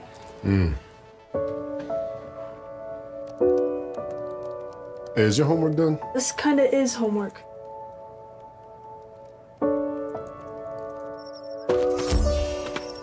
So, what do you think? I'm so proud of you. Can I play some more? Is all your work done? Washington's Lottery is a proud partner in the goal to promote college and career training. Each time you play, you're helping students statewide. At Cascade Natural Gas, we help smart businesses cover their bases. Old, new, and in between. No matter the age of your building, they all benefit from energy-efficient choices. Cascade Natural Gas offers a long list of incentives for energy-efficient upgrades. Upgrades that save your business money every day. Become one of the many Cascade business owners benefiting from the quality, comfort, and savings of energy-efficient upgrades. Join Team Energy Efficiency and take advantage of rebates from Cascade Natural Gas.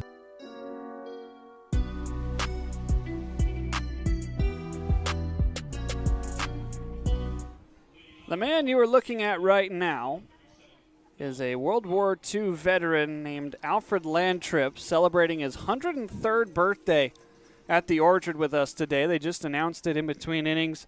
Got a huge round of applause from the crowd here. First of all, happy birthday to Alfred. Thank you for your service. We're so glad to have you at the ballpark. Good job by our camera crew to find him, too. As Nolan Rowe golfs one out towards left field, this one is going to stay fair and clang up against the wall. Rowe's chugging all the way to second, where he will stop. A single and a double for Nolan Rowe.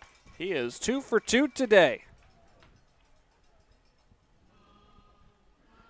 Good way to start the bottom of the 6th inning after giving up 3 runs in the top half. Brings up Jack Varney. Extended his hitting streak to 5 games back in the 3rd inning.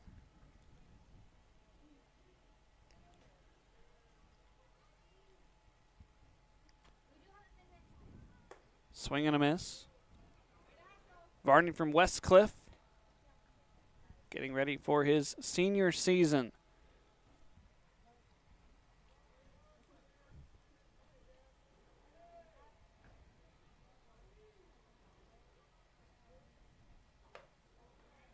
Ball's upstairs. It evens the count 1-1. So unlike yesterday when Dylan Smith was pulled after 5 innings, Billy Gregory gets a long top of the 6th inning to recover and is back out for the bottom half.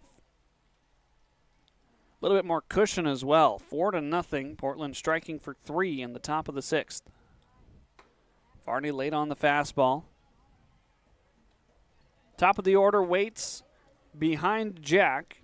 Dylan Anderson's 0 for 2 today, and then Greg Luna, who's committed 2 errors, looking to get the bat started.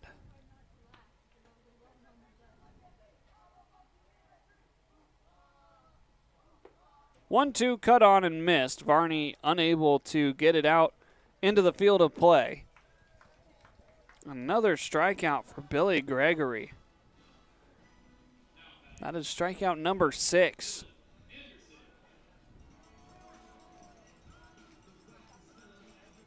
Sets a season high for Gregory. His previous high was 3 strikeouts, coming against Ridgefield twice and Walla Walla.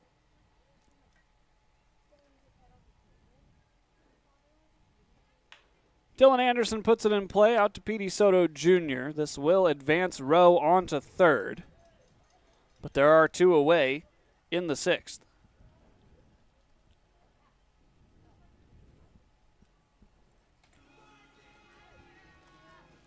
So Greg Luna with 2 outs, trying to drive home Yakima Valley's first run.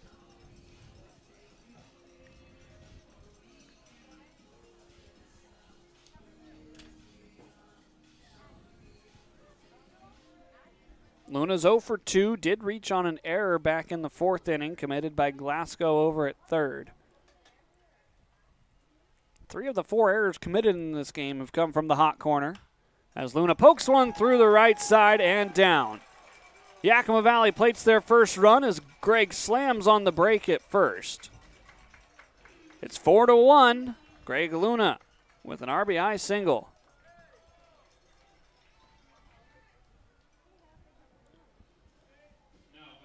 So Greg Luna's up and down day still continues. A good piece of hitting, taking a fastball to the opposite field.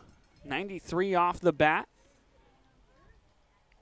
Greg really wanted to go 2, but Josh Schleichart with a strong arm able to get it back and keep him to just a single. Kyler Bittner takes upstairs, ball 1. Kyler's 0 for 2 today, struck out in the first and hit into a double play back in the 4th.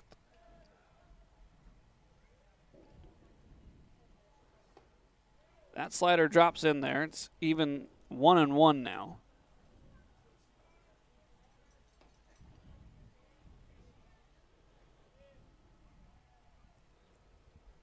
The Pippins looking for a little bit of a comeback. They were down 4-0 entering the inning. Bittner sends one foul on the right side. So now he is behind in the count. The Pippins scored first on Friday. And then the Pickles responded and tied the game, took the lead. Yakima Valley responded with 5 runs. Last night, a different story. Portland got out to a 4-0 lead. Yakima Valley scored 1 in the bottom of the 9th. Luna goes. Bittner sends it out to right. Schleichart drifting back, and he will make the grab. 6 innings in the books. Yakima Valley strikes for 1 run as we go to the 7th in a 3-run ball game. I love coming in here. Everybody is always super welcoming. They always greet me by name. You can tell that everyone here actually likes working here. My favorite thing about Walla Walla Orthodontics is how nice the staff are. They're funny, fun, and they're helpful. I had what was called 3D braces. They were the same color as my teeth. People would say, "Oh, you have braces?" They didn't even know that I had braces. I highly recommend this orthodontist office. What do you want? It's just not that easy. What do you want? Seafood? Mediterranean? What do you want? Hey guys, what about West Side Pizza? I love West Side Pizza. I love West Side. I love West Side. Yeah, the Hawaiian's great. What's your pizza? What's that pizza? Yeah. Problem solved. Gross. West Side Pizza. Saving relationships since 1996. The new Sage Spa is now open at Legends Casino Hotel, offering a variety of invigorating and relaxing options. Call the spa now to book your reservation and prepare to be pampered.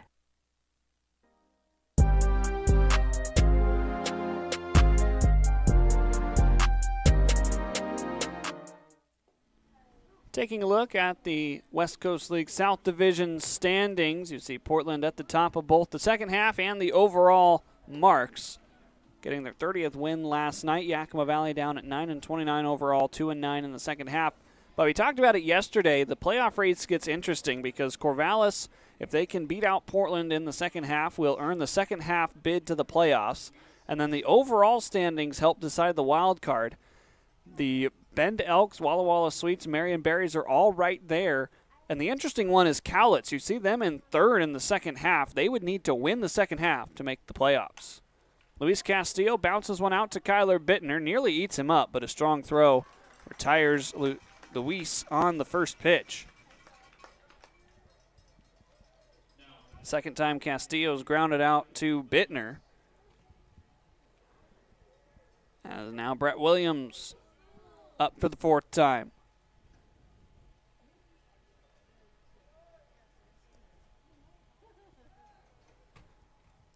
Today, Brett Williams 0 for 3.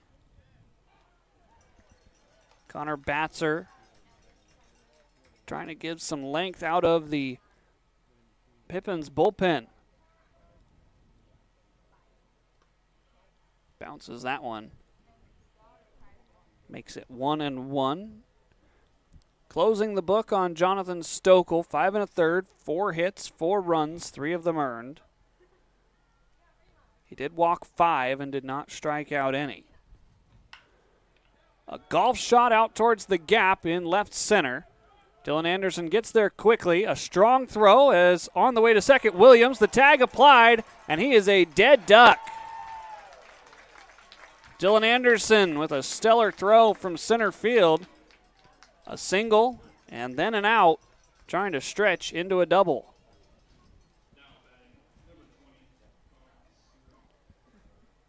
Williams took a gamble. Anderson got over there very quickly. See this ball almost plug the gap. Dylan with a frozen rope back into the field of play, out by a mile.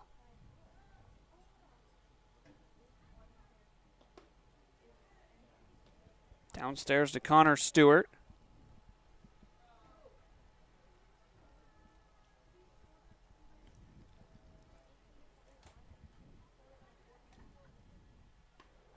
Batzer evens it up.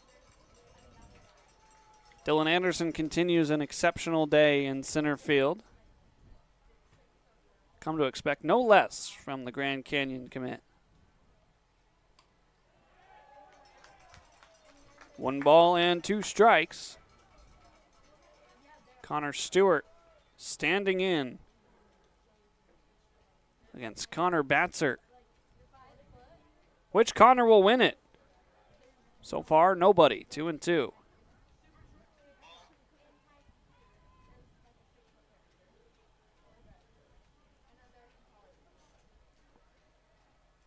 Stewart waits. The pitch from Batzer.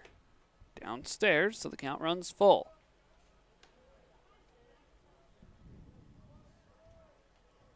Stewart today 1 for 3, a double and a run scored back in the 6th. Payoff pitch, breaking ball upstairs. Yakima Valley thought they had the strikeout. Dave Canales, strike zone shrinks just a little bit at the top. Right at the letters of Connor Stewart. Instead, it's ball 4.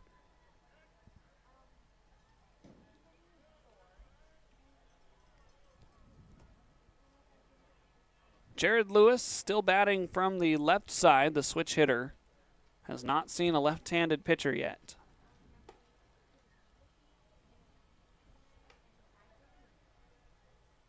Connor's got kind of that unique motion to him on the mound.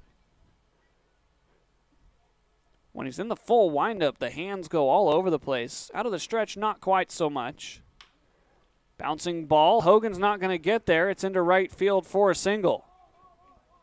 First a walk and now a base hit.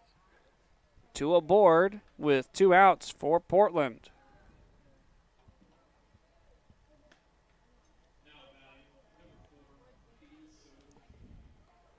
Well-placed baseball. No one was able to get to that one. And so the lineup card flips over yet again. P.D. Soto Jr. bats for the 5th time.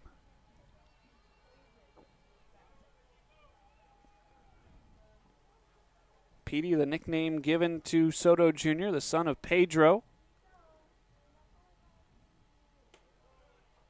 Heading the count 1-0.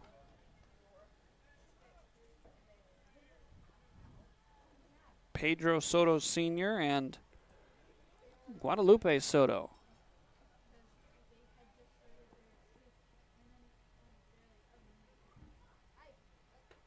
Up right at the top. Evens it up 1-1. Coming up after the stretch, it'll be the middle part of the Yakima Valley order. Samayoa, Angulo, and Hogan.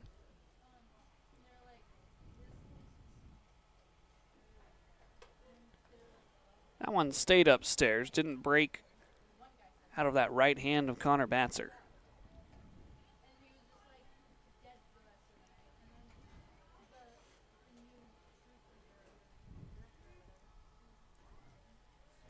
Two aboard, 2 outs. On the ground, Bittner's going to backhand, goes the short way to second, and Hogan steps on the bag. To the stretch we go. 4-1. Portland leads after stranding another pair of runners.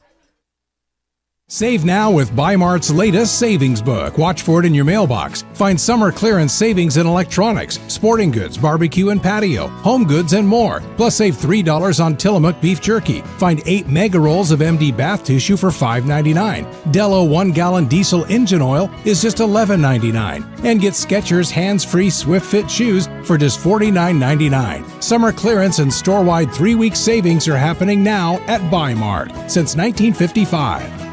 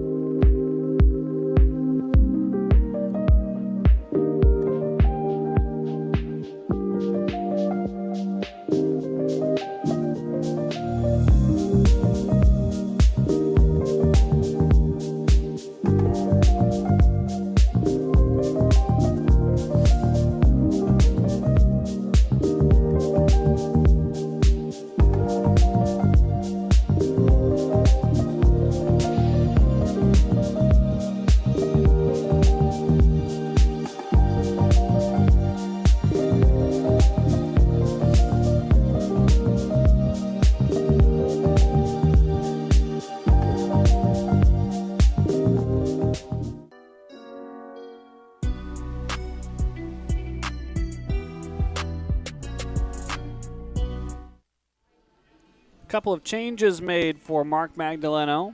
New pitcher into the game after Billy Gregory goes 6 strong innings, only giving up 1 run. Braden Wooldridge, who played left field the last couple of nights, will get his chance on the bump. This is his 6th time pitching for Portland, a 5.40 ERA. He does have 1 save over his 5 innings work. There's a new first baseman into the game as well. Evan McGuire will be playing at first.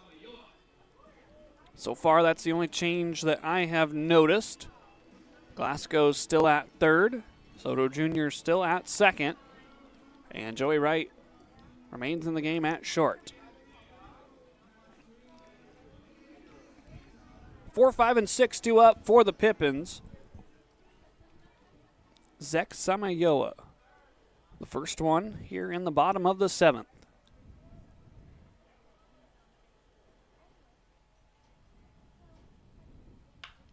Towering fly ball, shallow right. Schleichart coming in. Loses the cap, but he makes the catch. 1 pitch, 1 out for Braden Wooldridge. So the first pitch outs continue for Yakima Valley.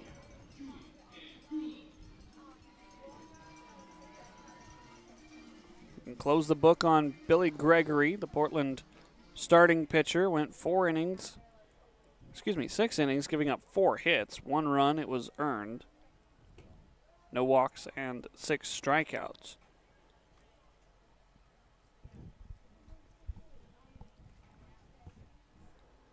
Angulo on the day is 0 for 2. Trying to find his way back onto the base pads.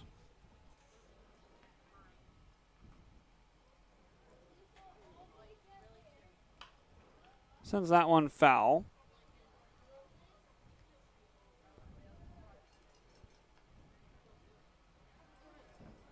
So it's still 1-2.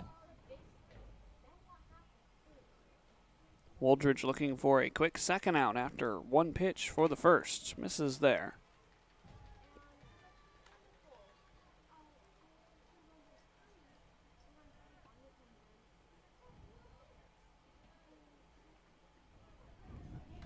Foul ball, straight back.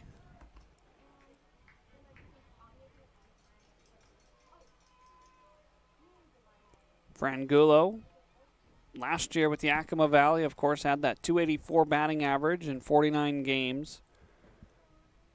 2 seasons with Cal Poly Pomona the last 2 years. 2-2, spat on. Count will run full to Julian. Last year with Yakima Valley, Angulo was able to draw 25 walks. This year, only 6 so far. Not going to draw a walk here. He's going to send one out to Schleichart, and he will make the catch, shaded over to the pull side. If Schleichart is playing in his normal right field position, that probably falls for at least a single, maybe a double.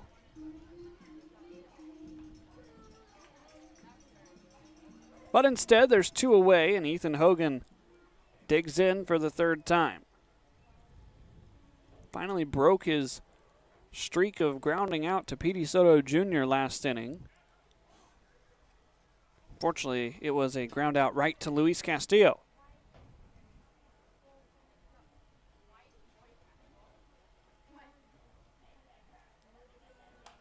Oh, 1 soft liner the opposite way. Ethan Hogan does that very well. First hit of the day for Ethan. 5th hit overall for the Pippins. Some 2-out magic working for the second baseman.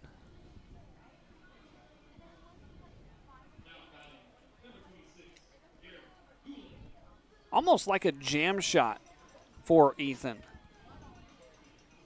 Came off the bat at only 74.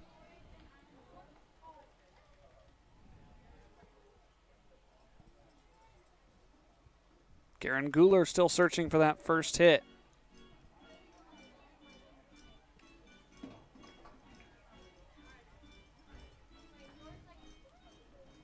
Popped out back in the 3rd, struck out in the 5th.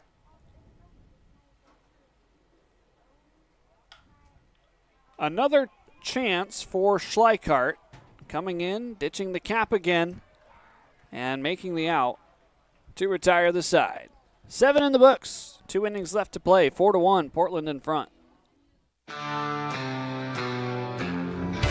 Yeah, tequila makes her clothes. One of the hottest names in country, Joe Nichols. Live in concert, July 27th, 8 p.m., Legends Event Center. Yeah, like I was nodding right along to a song on the radio. Yeah. On sale now at Ticketmaster.com and Legends Gift Shop.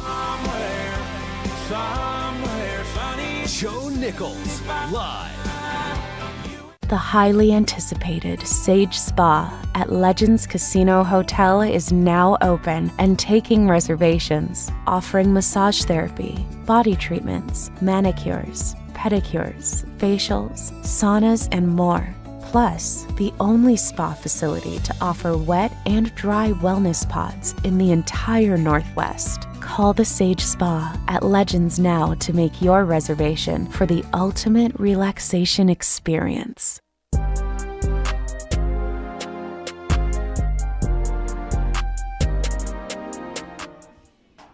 The Yakima Valley Pippins have paired up with Les Schwab Tires to pack a backpack, help students in our community who are in need of school supplies for next year.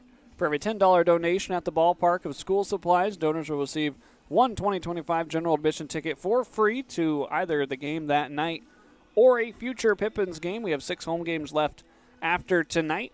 So please consider coming out to the ballpark, donating some school supplies, and coming and enjoying one of our last 6 home games. All donations will benefit the Yakima School District. That young man sitting in that lap would much rather be here than at school. Seems to be enjoying himself. New pitcher into the game for Yakima Valley. Koshi Arai makes his 9th appearance of the season. 11 2/3 innings worked with a 10.80 ERA. The soft-throwing southpaw. First pitch back out to Hogan at second. Circles around the ball and throws it on to Angulo for out number 1. So just like Wooldridge got 1 pitch and 1 out, Arai able to do the same. Arai was not a member of the Pippins when Yakima Valley visited Walker Stadium. So the first chance to see the southpaw from Gunma, Japan. Tony Otis takes a strike on the outside third.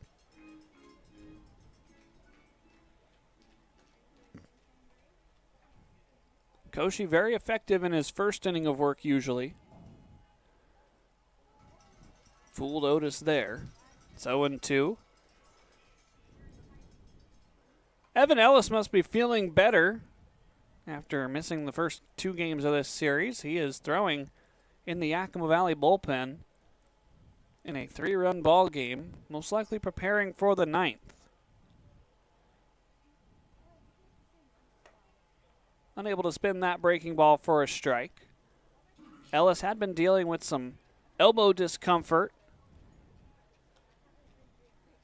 but it appears he's going to give it a try tonight if he is needed. Otis is way out in front of the slider. Koshi spins it in at only around 65 miles an hour. Fastball tops out at around 80. I've said this before, I can say it as many times as I want. 5'6", 160. There's just not as much behind Koshi to get the velocity, so he has to be crafty. Really has to locate well to have success. Otis sends one deep out to center. Anderson ranging back. He's looking up, and it is off the top of the wall. Otis will dig around second. Bittner cuts it off. Strong throw onto third. Luna applies the tag. Out at third.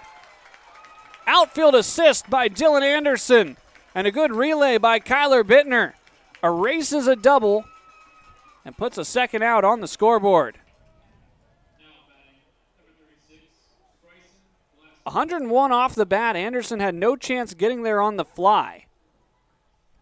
But he scoops it up off the warning track and gets the throw in quickly. Bittner scrambled around. The ball beat him. The question was, did the tag beat him? And Dylan Self says yes. So now Mark Magdaleno is having a conversation with Dylan. That's got to be what Mags is talking about, is was the tag applied in time? I don't remember if Dave Canales was over in the vicinity to help him out. Looks like Mags has his answer. A strong throw, and Dylan Anderson continues to shine out in center field. So you score that a double. Otis had that easily. Then he gambled trying to stretch it into a triple. Yeah, ball beat him. Question was the tag applied in time? First pitch to Glasgow's on the ground to second. Hogan has to hurry, but he makes the throw to retire the side. 1, 2, and 3. The Pickles go down in order. Koshi Arai very effective in the top of the 8th. Pippins bats going to work next in the bottom half of the 8th frame. Legends Casino Hotel's Summer of Games rolls on with our Chariots of Cash drawings. Join us for the first 4 Thursdays in July. We are handing out over $16,000 each night. But hold on to your horses because on July 31st, we're giving out cash and a new Ford truck. Just use your Legends Rewards card to earn entries. With a new 2025 Ford Maverick up for grabs, maybe we should have called it Maverick of Cash. No, Chariots of Cash is a better name, but that truck, definitely a better ride. Hey, your homework done? Yep. Hey, is your homework done? This kind of is homework.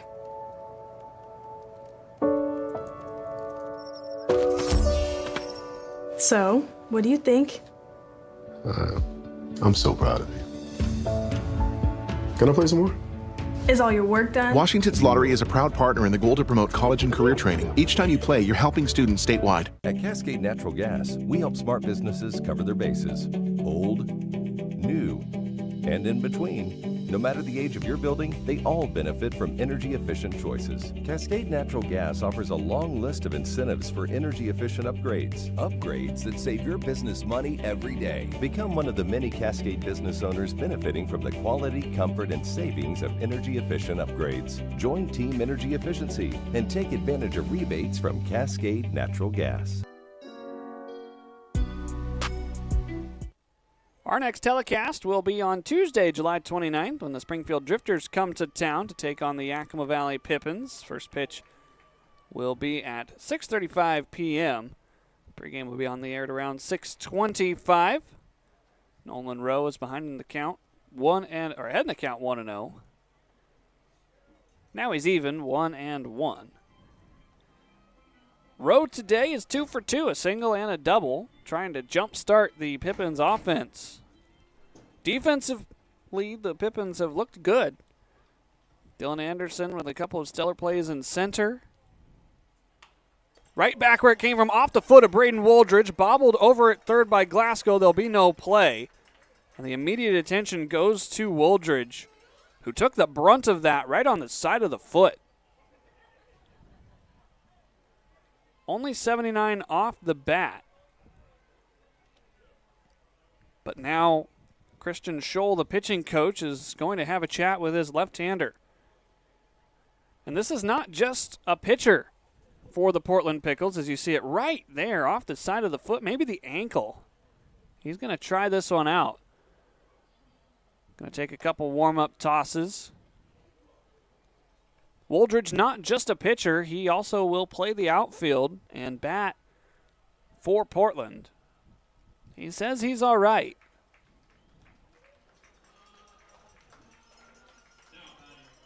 Got to have strong ankles if you're going to pitch. Got to have a good sense of balance, and so good to see that Woldridge is all right.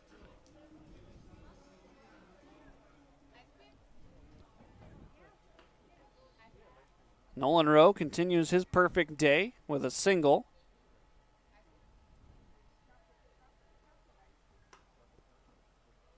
Now Jack Varney ahead in the count 1-0.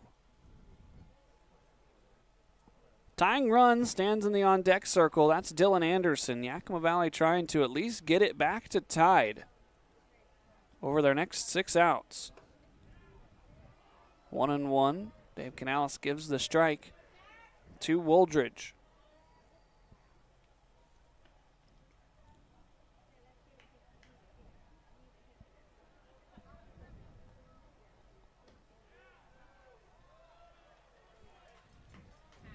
Now 2-1. Varney today 1 for 2, a single in the third, a strikeout in the sixth.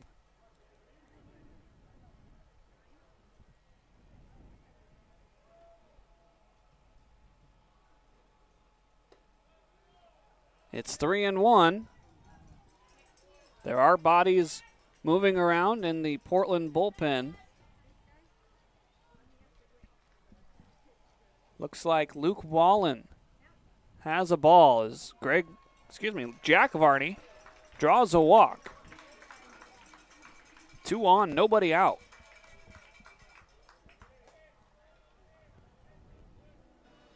Yakima Valley patient in that at-bat is now a mound visit is going to be used here by the catcher, Stewart.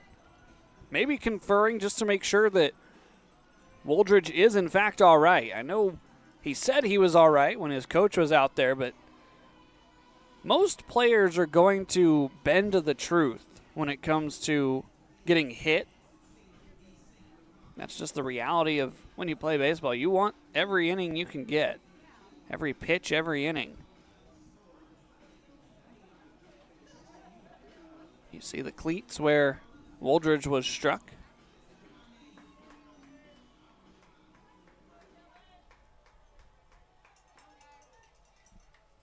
Dylan Anderson bats with nobody out. Puts it in play, left side, ranging over is the new first baseman, McGuire. The ball is dropped on the infield, and everybody is safe. First chance for McGuire since entering in the previous half inning. They do score that an infield single. Would have been a tough play to get Anderson at first. And the bags are juiced with nobody out. Mark Magdaleno's seen enough.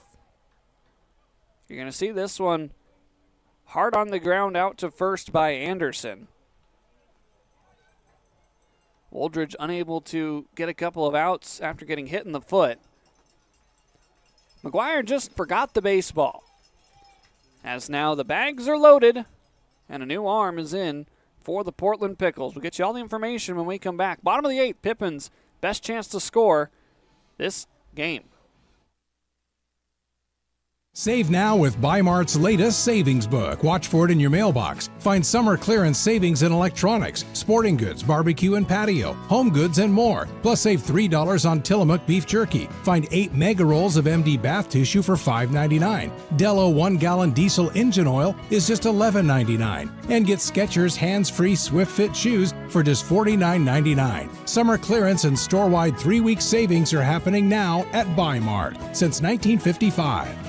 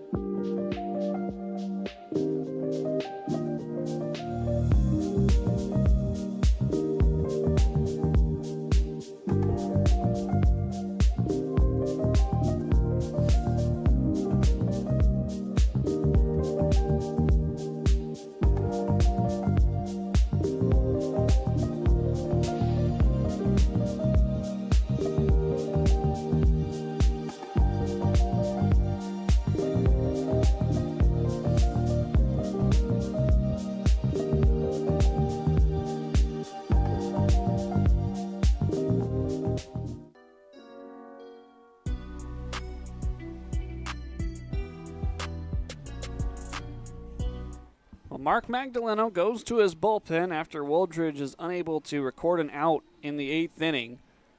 Luke Wallen enters from Hope International University, a native of Trico Canyon, California. For Wallen on the season with the Pickles, his 9th appearance, a 0 ERA. He's given up 6 runs, but all of them are unearned. That is very difficult to do, especially for a team like Portland that only has 44 errors on the season. He's 2-0 over 13 2/3 innings pitched, 11 strikeouts to 6 walks. Pitched in 1 game against Yakima Valley, went 3 innings, only giving up 1 hit, walking 2 and striking out 4 back on June 18th. His brother Drew played college football at Kentucky Christian University. As he enters here in a very favorable situation for Yakima Valley. Greg Luna up, bases are loaded, there's nobody out. First pitch is high and tight. This is Yakima Valley's best chance to score since the start of the game. Greg Luna did pick up an RBI single back in the 6th.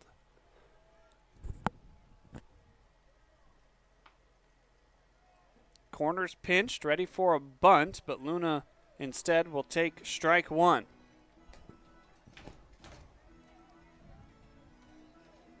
The best part of the order up to bat as well.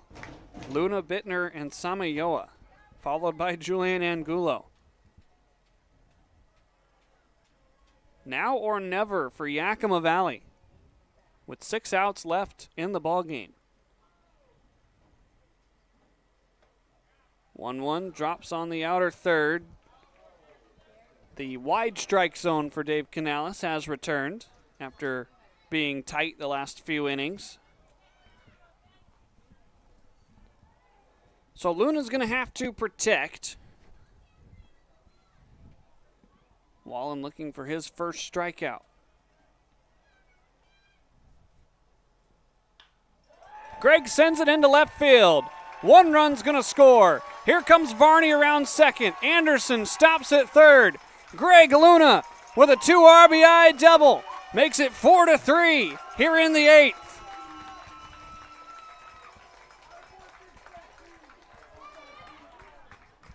Have yourself a day, Gregg Luna. 2 hits, a couple of web gems. And the Pippins have the tying run 90 feet away.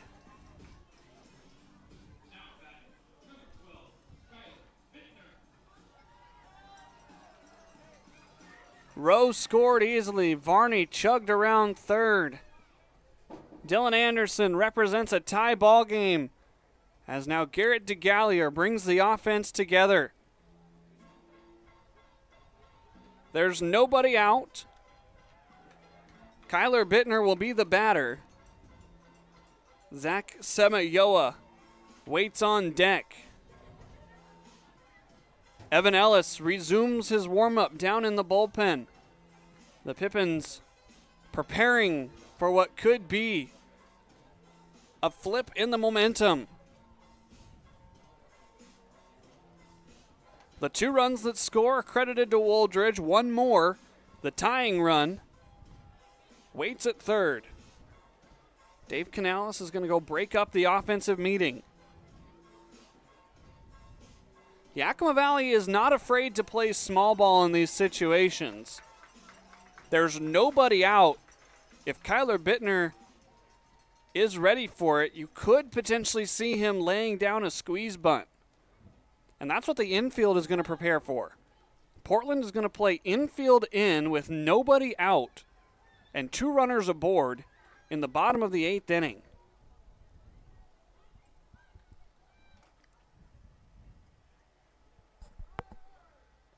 First pitch misses downstairs.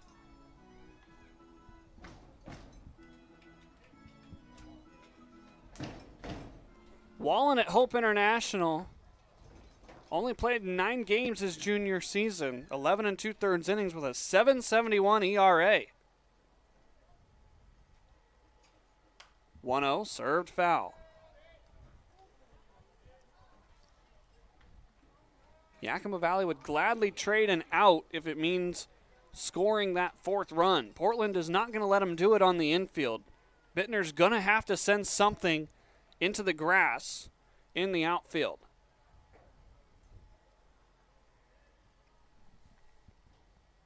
1-1 bunt shown. Yakima Valley not afraid to do that.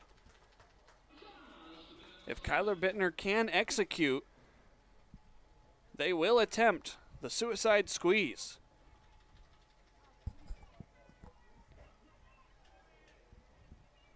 Anderson the tying run at third. Luna the go-ahead run in scoring position at second. Kyler Bittner is ahead in the count. 2-1, skied. This one's going to stay in the yard, ranging over Soto Jr. He catches it in foul territory, but not deep enough to score the run. 1 away. Still a good chance, though, for Yakima Valley.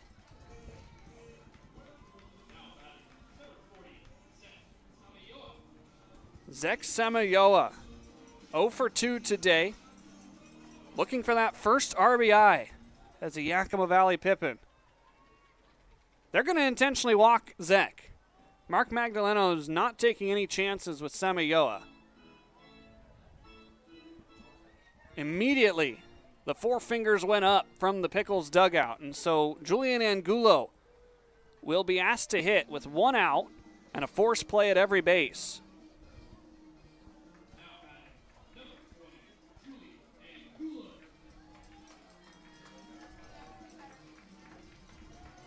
If there's anybody ready for this moment, it is Julian.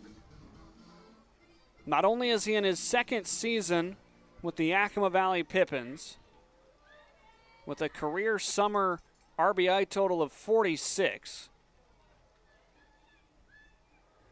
but he also is able to drive in runners at key times at Cal Poly Pomona. Swinging first pitch, high chop on the infield. To second for one, Julian busting it out. The throw across, it is in time, and Yakima Valley unable to score that game-tying run from third base. But we have a close ball game, 4-3 to go to the top of the ninth inning. We've got 6 outs between the two teams left. Yeah, tequila makes her clothes. One of the hottest names in country, Joe Nichols. Live in concert, July 27th, 8 p.m., Legends Event Center. Yeah, like I was nodding right along to a song on the radio. Yeah. On sale now at Ticketmaster.com and Legends Gift Shop. Somewhere sunny. Joe Nichols, live. The highly anticipated Sage Spa at Legends Casino Hotel is now open and taking reservations, offering massage therapy, body treatments, manicures, pedicures, facials, saunas, and more. Plus, the only spa facility to offer wet and dry wellness pods in the entire Northwest. Call the Sage Spa at Legends now to make your reservation for the ultimate relaxation experience.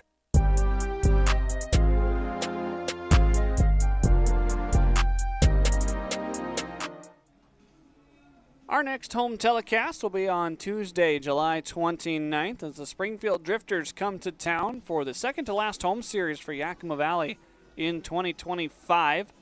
The game will start at 6:35 p.m. Coverage will begin at around 6:25 with Pippins pregame. You can watch it right here where you're watching tonight's game. A 4-3 contest after the Pippins are able to get 2 runs on 3 hits. They did leave 2 runners stranded as Julian Angulo hits into his second double play in the ball game. And now Evan Ellis will make his return to the mound, a chance to lock it down and give Yakima Valley a chance to chase 1 in the bottom of the 9th. Evan Ellis, been one of those high leverage arms since opening day. Picked up a 4-inning save against the Wenatchee Apple Sox. He has 4 saves on the season. This is not a save situation. As in fact, if Yakima Valley could rally and score 2 runs in the bottom of the 9th, barring any runs scored by Portland here in the top, Ellis would actually be in line for a win. But a high leverage situation nonetheless. A 1-run ball game after Portland led 4-1 after 6 innings of play. Quinn Stewart is loosening in the bullpen just in case Ellis gets into trouble, as he is facing Josh Schleichart and then Evan McGuire before facing Brett Williams. Outside with the fastball. Last time out against the Springfield Drifters, 2 1/3 innings pitched, 5 strikeouts, and no runs allowed for Evan. Schleichart towers one back towards the stands. This one's going to land on the roof of the press box. Right on top of the video center's roof. Does even the count, 1-1.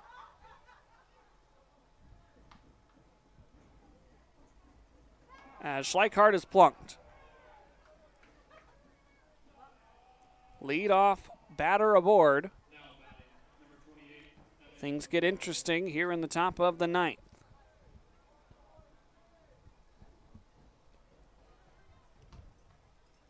When Schleichart has reached on free passes this series, he has more than likely come around to score. Scored after reaching on an error in the 9th of Friday's game. Walked in the 2nd inning of yesterday's game and came around to score.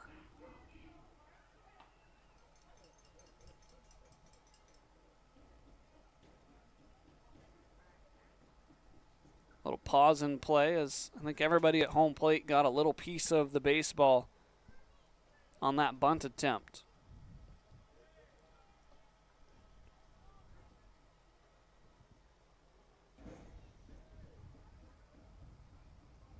McGuire squaring to bunt after he came in for Castillo at first.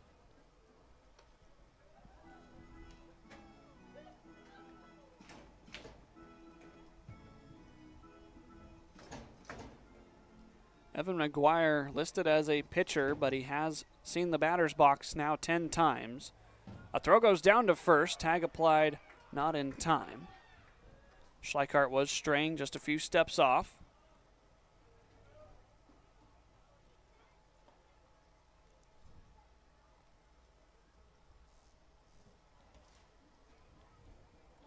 McGuire still trying to bunt. It's 2 balls and a strike. The bunt is laid down, but it will trickle foul. And so now McGuire, the bets would most likely be off. Tall, lanky pitcher in that batter's box. 6'5", 195. The socks don't quite cover the kneecaps.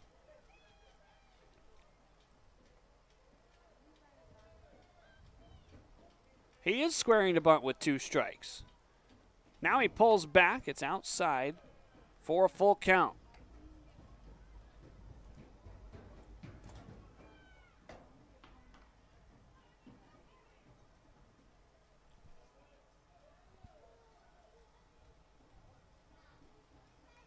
The payoff pitch from Ellis. Downstairs, ball 4. McGuire was trying to sacrifice himself, but instead, he will draw a walk, and 2 free passes have been issued by Evan Ellis here in the 9th.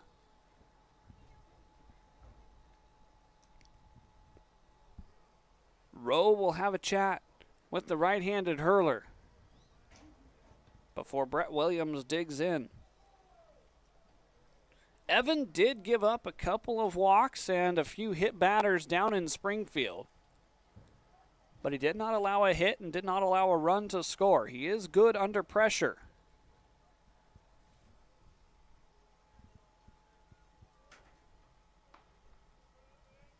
The corners pinch. Middle infield plays double play depth. Bunt shown. Pulled back by Williams as Ellis misses with a fastball. Portland trying to gift Yakima Valley an out or 2.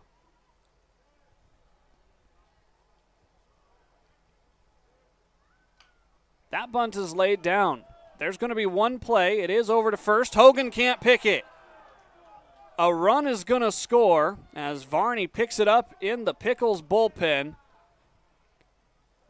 And it's now 5-3. Yakima Valley commits their 4th error of the ball game. Not a natural motion for Hogan trying to keep his foot on the bag over at first.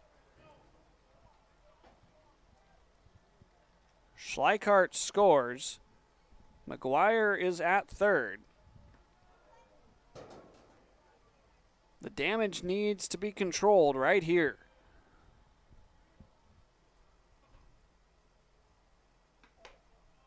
Upstairs, 1-0.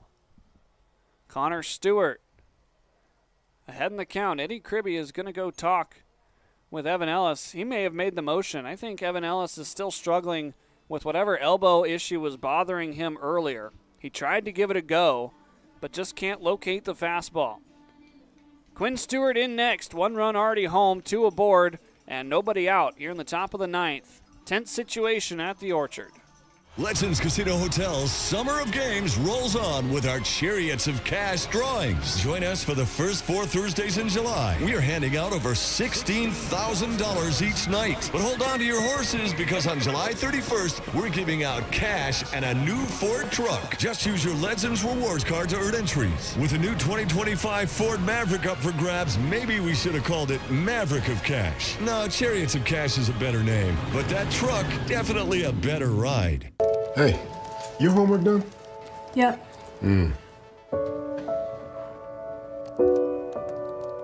Hey, is your homework done? This kind of is homework.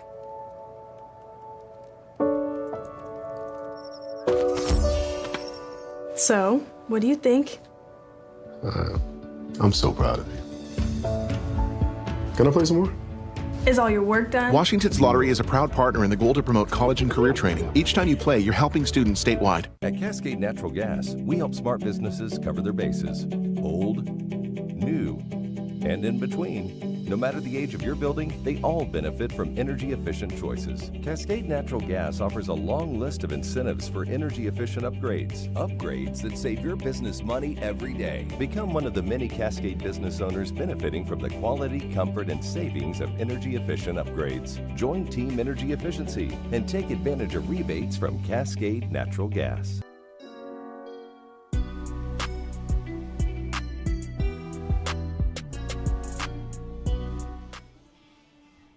Quinn Stewart enters out of the bullpen for Yakima Valley. Evan Ellis exits without getting an out. Hits Josh Schleichart, walks Evan McGuire, and then an error on a throw over to first on a bunt by Brett Williams. It is a 1-0 count that Quinn Stewart inherits to Connor Stewart. Mark Magdaleno is going to pinch run for Brett Williams over at first. Looks like Grafton Stroop is going to be the runner.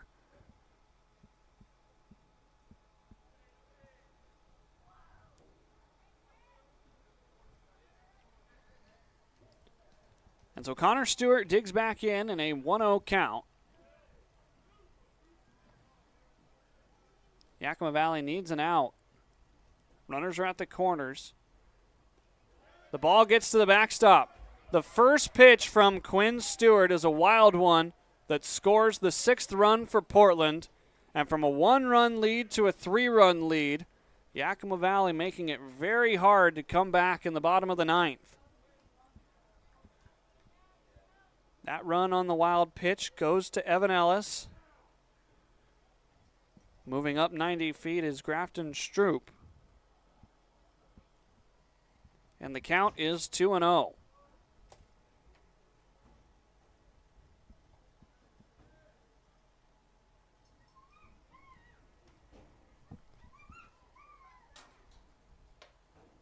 Nearly clips the hands of Stewart. It's 3 balls, no strikes. Got to give Quinn the benefit of the doubt coming in an inherited count, but neither pitch has been close. There's a strike. One of the 3 Cal State San Bernardino Coyotes now on the team for Yakima Valley. As Stewart steps off, Garrett DeGallier being asked to come out,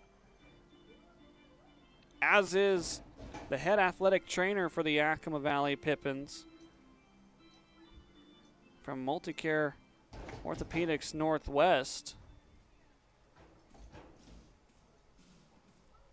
That's Kent Wilcox out there talking with Quinn Stewart. And the last thing Yakima Valley wants right now is an injury in an already tense situation where Evan Ellis currently is responsible for 2 runs that have come home and a 3rd standing at second. It was a 1-run ball game just about 10 minutes ago. And I guess when it rains, it pours for Yakima Valley. Stewart obviously showing some signs that he may be injured, as Dave Canales immediately called the training staff out. He says he's all right. Dylan Self still standing next to the mound. Looks like he's going to be good to go without a warm-up toss, as Governor Frank heads down to the bullpen in an attempt to have somebody aboard. 3-1 misses downstairs, so after all the commotion, it is a walk to Connor Stewart to put runners at first and second, and still nobody out.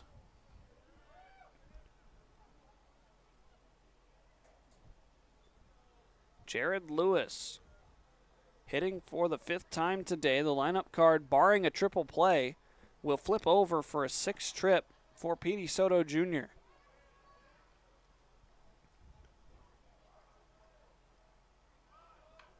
Smith bunts. Luna gets it. He throws to first. Angulo squeezes for out number 1. A successful sacrifice for Lewis.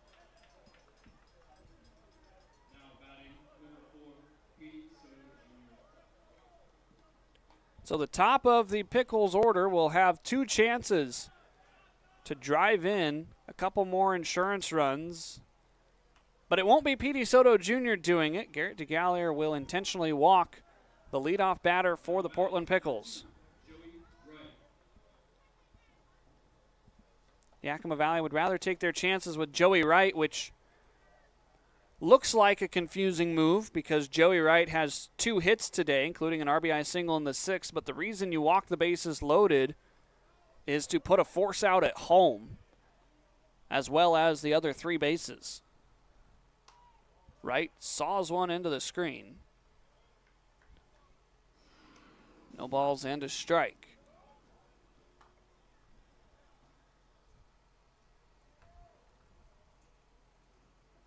Oliver Wilday has grabbed a baseball. He is loosening for the Yakima Valley Pippins. As this ball's put in play out to short. Bittner to Hogan. The turn to first. In-time double play. Maybe the biggest double play of Yakima Valley's season, as they're able to preserve a 3-run deficit and give themselves a fighting chance in the bottom of the 9th. I love coming in here. Everybody is always super welcoming. They always greet me by name. You can tell that everyone here actually likes working here. My favorite thing about Walla Walla Orthodontics is how nice the staff are. They're funny, fun, and they're helpful. I had what was called 3D braces. They were the same color as my teeth. People would say, "Oh, you have braces?" They didn't even know that I had braces. I highly recommend this orthodontist office. What do you want? It's just not that easy. What do you want? Seafood? Mediterranean? What do you want? Hey guys, what about West Side Pizza? I love West Side Pizza. I love West Side. I love West Side. Yeah, the Hawaiian's great. What's your pizza? West Side Pizza? Yeah. Problem solved. Gross. West Side Pizza, saving relationships since 1996. The new Sage Spa is now open at Legends Casino Hotel, offering a variety of invigorating and relaxing options. Call the spa now to book your reservation and prepare to be pampered.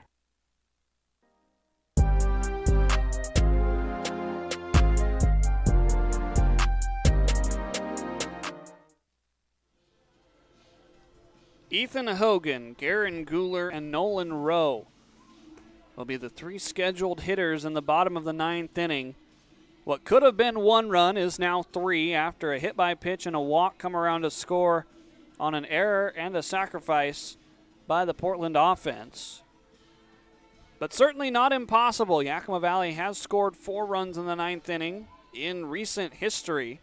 That came back in Sunday's loss a week ago to the Bend Elks, 8-4. Hogan is a good candidate to get this inning started. Singled back in the 7th. He had a single in the 9th inning of last night's game that drove in the only run for Yakima Valley. 3 runs, not impossible to come back from, and they're facing a man that pitched yesterday, Carter Speets. First pitch fouled out of play. Granted, Speets only pitched a third of an inning, inducing a ground out by Garen Guler. That would end the game.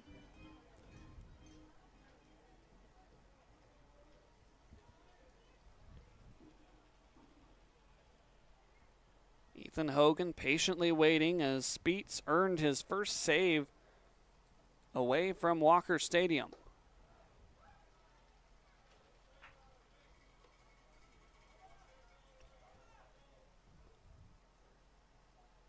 Only faced the 1 batter last night, and so certainly well rested.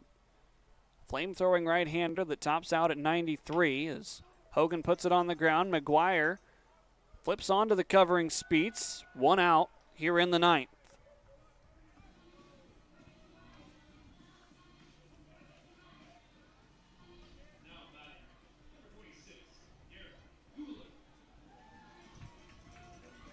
Garen Guler still searching for that first hit.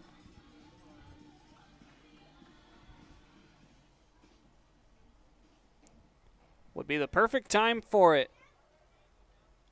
Nolan Rowe and Jack Varney have both found their way on multiple times tonight. Outside, ball 1. That fastball was 93, as are many of the fastballs from Carter. From UC Davis, where he will start his sophomore year in the fall. Foul tipped. It's now 1-1.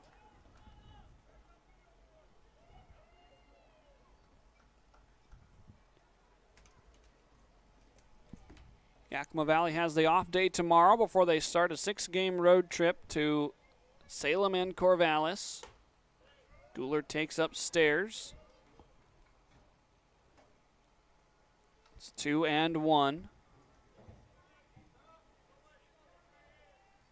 Looking ahead for Portland, they head back home to Walker Stadium on Tuesday for a 3-game set with the Springfield Drifters. 2-1 outside. Guler ahead in the count, 3-1. Yakima Valley just needs a base runner, first of all. Then you can worry about scoring the 3 runs.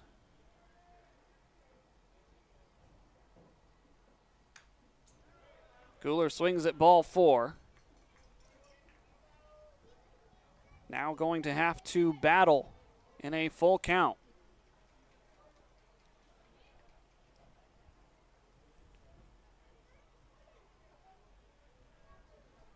The YVC product from just up the road on Nob Hill Boulevard awaits a payoff pitch.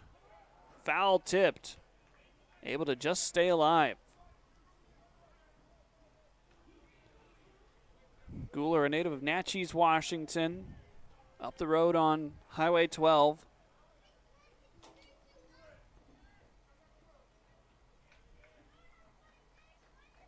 Trying to come up big here in the 9th inning.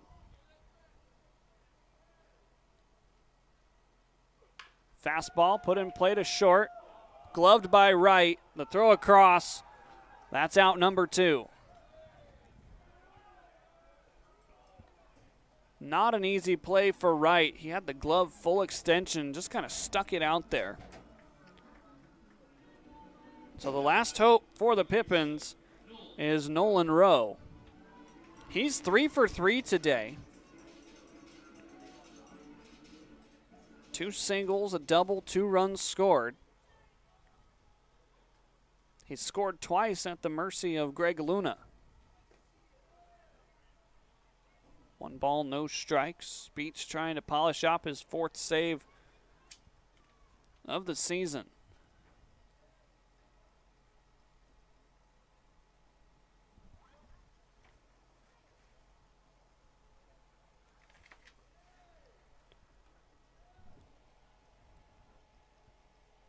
Rowe getting ready for his freshman season at San Mateo College. Fouls it back into the screen, 1-1.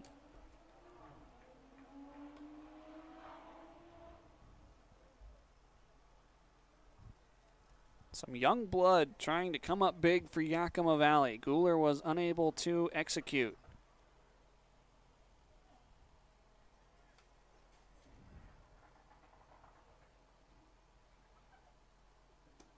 Downstairs, 2 balls and a strike. Jack Varney waits on deck. The Pippins have gone toe-to-toe with Portland all 3 games of this series. 10-7 on Friday, 4-1 last night. Rowe sends it foul, and the Pippins are down to their final strike.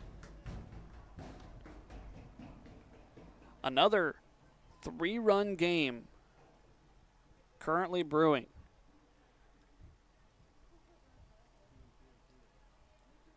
Speeds has the sign he wants. Time called. Nolan Rowe trying to mess with the timing of Speeds. Here we go, the 2-2 pitch. Put in play, left side, fair ball at third. Glasgow fires across the diamond, and that will do it. The Portland Pickles come into Yakima and sweep the Pippins with 3 straight 3-run ball games. Frustration continues to brew for the Yakima Valley Pippins as their losing streak now extends to 5 games. A couple of positives in this one as Greg Luna picked up 3 RBI to go with 2 hits. Yakima Valley hoping this game is not over, but there's no way that Dylan Self could overturn that call by Dave Canales. So the series ends in a disappointing fashion as Garrett DeGallier and Mark Magdaleno exchange an embrace at the plate. Of course, Mags, this is his last trip as the manager of any baseball team to Yakima. He will be retiring at the end of the season. The Pippins fall now to 2-10 in the second half and 9-30 overall. Portland is now 10-2 in the second half of play and 31-6 in 2025. That'll wrap up this short homestand before the Pippins hit the road. 3 games dropped, all by 3 runs to the Portland Pickles. Today's final score 6-3. We got done at 7:50 p.m. For all of us involved with the Yakima Valley Pippins Baseball Club, especially with the broadcast, I'm Harmon Johnson signing off, saying stay safe, have a great rest of your night, and a good Monday tomorrow. And we will talk to you audio only from Salem, Oregon, as the Pippins play the Marion Berries for the first time in the capital of the Beaver State. Have a good night, everybody, and we will see you right back here for Pippins Baseball.